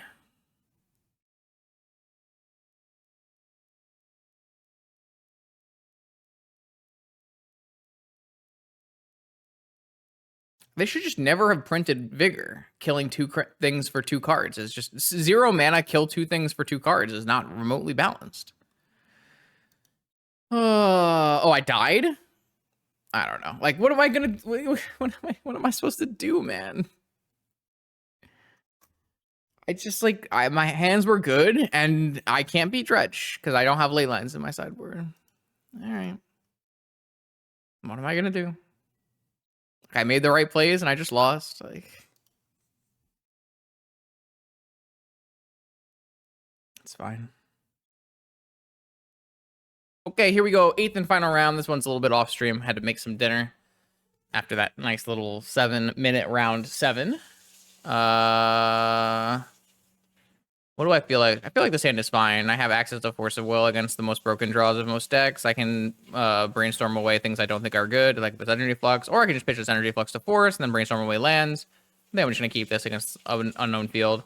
I know that this kind of goes kind of contrary to the show and tell plan of being a combo deck, but I think that's kind of how I've been thinking about Oath recently. It's possible that Oath wants to go even farther away from show and tell and maybe just move directly into back into like 2 Atraxa Oath, but I'm not sure. I had a couple different builds when I was testing for the showcase. I had a build that was 2 Oath, no Orchard, with Inferno Titan and Niv Mizzet as castable targets. So there's a lot of things you can do inside of the Oath shell. Repeal, pitching from Force of Will, resolving Ancestral. Seems bad for me. Probably some kind of Tinker deck, I would assume, if it's Repeal. Well, I got 4 lands. I hope this Brainstorm resolves. Might have to cast this Brainstorm like in response to something if my opponent like represents Hull Breacher. We'll see what happens. Maybe this will just be like a Lavinia, Tundra Lavinia, Esper Tinker maybe. No, it's Volcanic Island. Grixis Breach maybe, Grixis Saga. I think I'm going to cast this in response just because I don't want to get Hull Breachered. Obviously, this is losing value on my Brainstorm, but I think I have to. I think if I get Hull Breachered here, it's like the end of the world, basically. So, looks like my opponent has found Mental Misstep off of their Ancestral Recall, and I'm basically lost. Not great. They just have Tinker. They just have Narset. All right, well, the same thing would have happened, basically. My opponent gets to look at their top 4 cards, find a non-creature. I just have to draw Oath off the top, and that's about it. My opponent has a Pyroblast. Man, they are really Grixis Sagaing it, huh? Oath Druids off the top. Atraxa off the top. Well, that at least opens me up to drawing Show and Tell, so not the worst thing of all time. But definitely not good either. I think this tournament has not been a success, unfortunately. I mean, obviously I played badly, and that's probably part of it, but just kind of the walls, or the wheels have just fallen way the hell off. The problem is here, even Show and Tell is not a draw, because they have an active Pyroblast, they have an active Saga, so they're clocking us. Basically, we probably just need to draw... Is this just Tinker? What's going on? Oh, Dak Faden, sure. Oh, they're gonna plus me? I think that was a foolish mistake. I don't think I would have done that. But if you want to give me a card, I'm down. My opponent kind of has to have Force of Will here. It was a really big and bold play that they just made there. Don't think that's a play I would have made. Second Atraxa, not a good draw. Let's go get a Bayou and an Orchard and play an Oath, which they drew me into, but I would have drawn anyways for turn. See if they have a Force. No Force. Maybe we can win this game. Pyroblast does kill Atraxa, and we have 2 Atraxas in our hand, so that could be problematic as well. We'll see what happens. Don't really like my opponent deck baiting me. Narset deck baiting combination is not as powerful as something like a Hull Breacher. Giving me even 1 extra look when I have, 0 good cards in hand is pretty silly. Looks like they're going to deck themselves now. Seems like a lot better play. I'm a little worried that we've drawn double Atraxa, and my opponent has a Force of Pyroblast for my first Atraxa. It's going to make my life difficult, for sure. They also have a Saga going off, so they're going to have a Construct token plus the ability to maybe get Black Lotus for a Breach combo. They could just have Breach right now and play Breach Ancestral, Ancestral, Ancestral. That would also be game-winning. Black for Demonic would also be basically lost. They have Demonic. So now they can go Tinker. They can go Breach. They don't have a win right now with Breach unless they have a Breach in hand and they go for a Lotus, in which case they have a win. They could just go Lotus, Lotus, Breach, Demonic, Brain Freeze, kill me. Oh, looks like they have Vault Key. Or are they just assembling Vault Key? Oh, they just have Vault Key. Sick. Do I want to play this out? I am just deterministically dead to a Construct token. Okay, no. My opponent just savagely outdrew me in this game. They had an Ancestral Recall. I had a Brainstorm. My Brainstorm got countered. I had all lands, and I died. Opponent looks to be on Tinker Breach. I think in that case, we're looking at a pretty good-looking main. I think I want access to a Null Rod. I think what I'll do is have 1 Null Rod, 1 Flux that I can tutor for if I want. Kind of scared to bring in Library in case they have Hull Breacher. Like the idea of Negation. Kind of like the idea of Trap, but not super. I'm going to get rid of this Forest and this Island and maybe play a Trap. Play 1 Fair. Yeah, go for it. That works. Sure. I mean, it'll still be hot, so just keep it warm. Well, I mean, I already lost game 1, so it might be quick.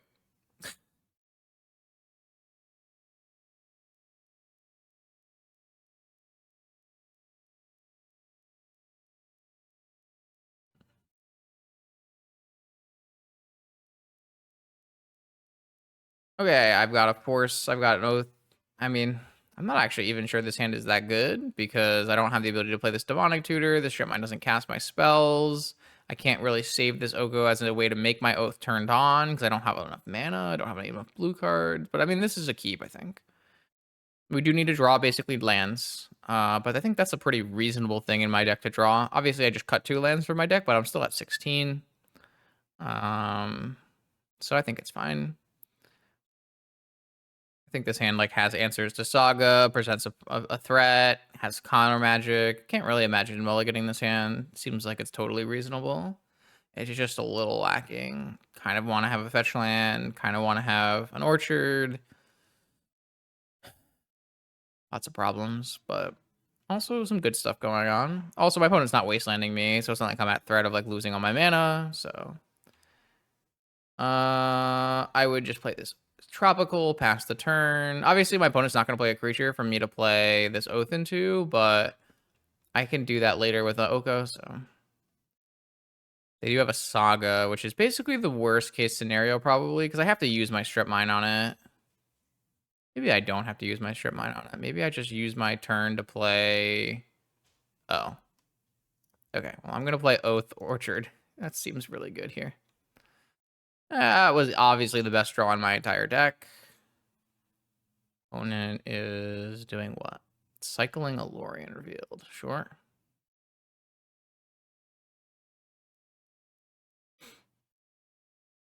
Still have a force, so pretty happy about this spot. Can't imagine we lose from here.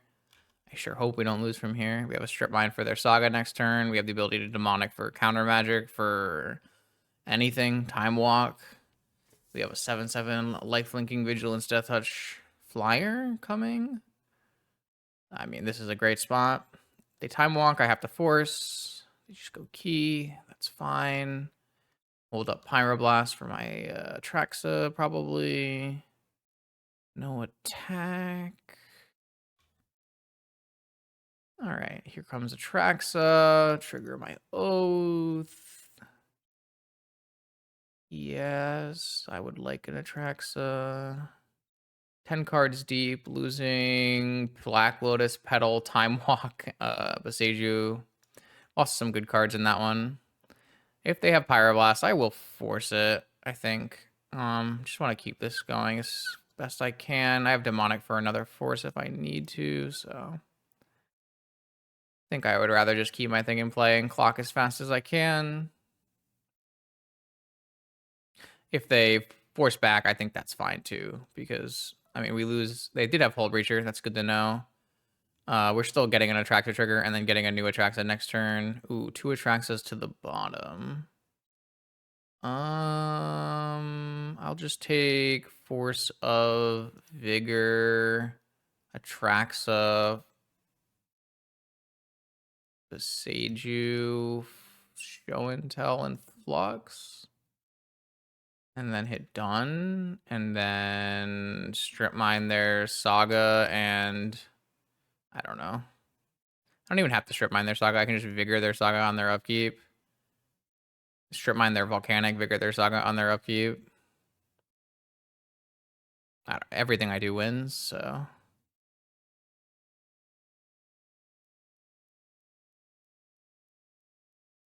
I have a force as well, so I don't even have to DT for a force. Hit him with that, and then if I had a Lotus, I'd like DT for a Lotus, but I don't have that.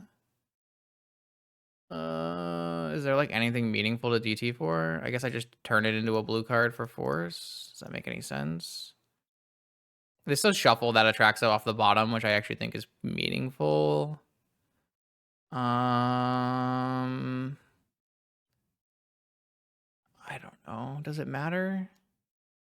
I'll just grab a Oko. Sure. That way I can't mill over my Oko if I need it. This is a green card. I'm just going to get rid of this Flux, which is no longer necessary.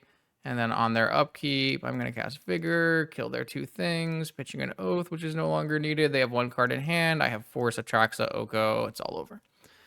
Okay, not bad. That's basically exactly how we wanted that game to go. I did kind of luck out and hit my Orchard off the top like a luck sack. I deserve some luck sack after how bad this tournament has gone. That's not true. Sake time? Exciting. I'm down. Are you streaming? Oh, no, you're not. I'm recording. I'm not streaming. You can say hi to YouTube. Hi to YouTube. If you're still here in this video, thank you for stopping by. After hours. Hours? Yeah, it'll be hours. This hand has Show and Tell Atraxa. Needs another blue card to be protected, but pretty good. Definitely a keeper.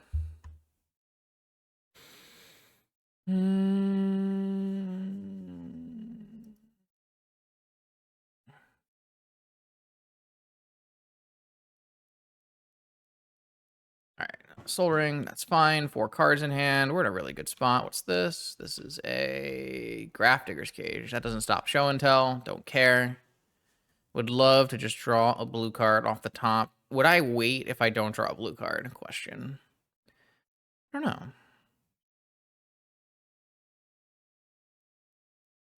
I think the answer is no.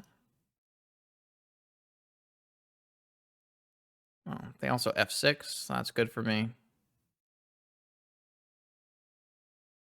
This is why show and tell's really good in Oath. Just bypasses the main way people deal with Oath in Cage. So see what my opponent puts in. They put in a land. I put in an Atraxa. Seems like a fair trade. They can have Pyroblast here, but I'll take a new Atraxa, a new show and tell, an Oko, a Petal, I'll take a Beseiju and a Petal so that I can Beseiju right now if I want to. Hit done. This game is won. Play a Petal, and then discard the hand size, and I have Force of Will, Atraxa, and a Beseiju, and an Oko coming, and another Show and Tell coming. It's just over. Well, this is my deck working at peak proficiency, which is good to see in round 8 of a tournament if I wasn't 4-3. But, like I said, no one to really blame but myself for that cause. Though I guess I had no chance of beating the great Lord Beerus. I think 2 of our losses were pretty unavoidable, and then 1 loss was obviously clearly a mistake, which you're not really allowed to make a loss where you make a mistake when 2 losses are unavoidable, right? So I don't think I'm upset about my deck choice. I think the deck choice seemed to work out pretty well. The tech was okay. The deck has like its inherent problems being just a kind of A+B combo deck, but I don't really feel like the deck did things that were really bad. Like some of our draw steps were bad. Like some of our like draws were bad. Like we had with the 4 show and tell hand, the 4 forcible hand. The game we lost where like our opponent played 4 sagas and we played all counter spells. But like that's variance inherent in Magic. What you draw is like you obviously can influence what you draw by the percentages of your deck configuration, but I don't think our deck configuration's percentages were bad. And like even if you have a perfect percentages, like sometimes you just draw 4 of 1 card, right? So I'm letting my opponent vamp here because I'm going to counter whatever they vamp for, even if they were to vamp for something uncounterable, like a if they were to vamp for something uncounterable like a Saga, I still have an answer inside of Beseiju, so they might just tinker this away for a Citadel is probably their best hope here, which I assume that's what they're doing. Even if they do that, we have an active Beseiju for a Citadel and a Force of Will. So even if they had Tinker plus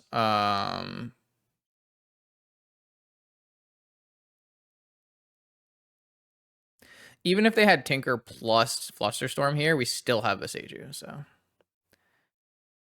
maybe it's correct to like let them put a Citadel in play and Beseiju it. That could be possible, actually.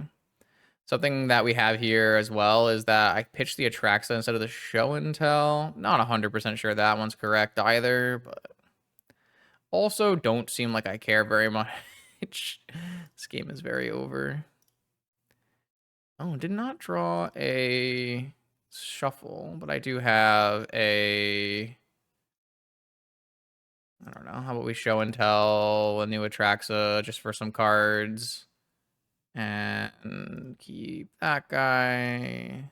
And take Demonic. Trop. Fail. Oath. Done. Jet. Oko, turn this into an elk, attack for 6, hold open, Veil Beseiju. Like my spot. All right, got there. Woo! So 5-3. Overall, not super happy, but also not that mad. We lost 3 rounds in this tournament. One was the blue-white Lurrus deck splashing green, where it was going to be really challenging no matter what. The way those games shaped out, it was going to be very hard for us to win. And I feel like they had some good answers to what we had going on. We also lost the mono-white matchup, where I made serious mistakes, which caused us to lose. Basically playing too fast in a situation that I didn't have as many reps as I'd like to have in, where my opponent was trying to play through Oath, Flux as the mono white player, and I think I just made a bunch of key mistakes, rookie mistakes, you might say, for that situation, causing us to lose. And then obviously in game 2, maybe the brainstorm made a mistake there and did not give myself the opportunity to win that game. Opponent had some really solid draws in that game, so we had to have the pinpoint accuracy and didn't get there. And then we played against Dredge, and like I said, we're not really boarded for Dredge. We don't have any ley lines in our deck. We don't have a lot of the good cards that I would normally play versus Dredge, so we're kind of light on cards that are good against Dredge, which made our Dredge matchup very hard, and our Dredge opponent just had very, very powerful draws. So it's very hard for us to like have a double Oath hand. We can't play both the Oaths because they can have Vigor, and then they just grief our other one away. It's pretty rough. Overall, do I like the changes I made to the deck? Yes. 2 Veil is probably too many. Probably want to go to 1 Veil. The big reason I played Veil was actually the Lurrus matchup where we only played 1 Lurrus. It seems like a lot of people have only played 1 Lurrus in this tournament. I'll be interested to see what the metagame shapes up to be looking like. It sounds like it could be a bit of a surprise. That'd be pretty cool. I'd be very interested to see if that was the case. But I'm a little worried if the metagame didn't have a lot of Lurrus. That means maybe only good Lurrus players at the top. Maybe another high win rate. We'll have to see. Overall, we hit a really wide meta share, which is not exactly what I was looking for. And these fluxes were good in some matchups, but not all. When we hit, 2 Bizarre, Mono White, we hit Shops. What else did we hit? Shops, we hit Tinker, which was weird. We hit, what was Jordan on? Can't even remember. We hit the Oath Mirror, but not really an Oath Mirror. It was a really weird set. It was interesting, though. I feel like the games, though, were pretty interesting, and I hope you enjoyed it. If you made it all the way to the end of this video, thank you. Of course, again, like I said, sorry for lashing out a little bit in the matchup where I made some serious mistakes. That kind of happens. Obviously, trying not to do that and get better at not doing that, and I think we've definitely improved over the years, but still human. Anything else about this deck? No, I think this is pretty good, and this is kind of what I'd register going forward if I was going to play another tournament tomorrow with the same deck. Maybe I'd switch out this Veil for something else, but I like the spot Oath is in the metagame. We'll have to keep watching Lurrus Saga and see how it iterates in the next couple months. I'd like to see it keep existing until at least Modern Horizons 3, where who knows what will happen. For more vintage content, make sure you check out this channel every Monday, Wednesday, and Friday. I will see you then.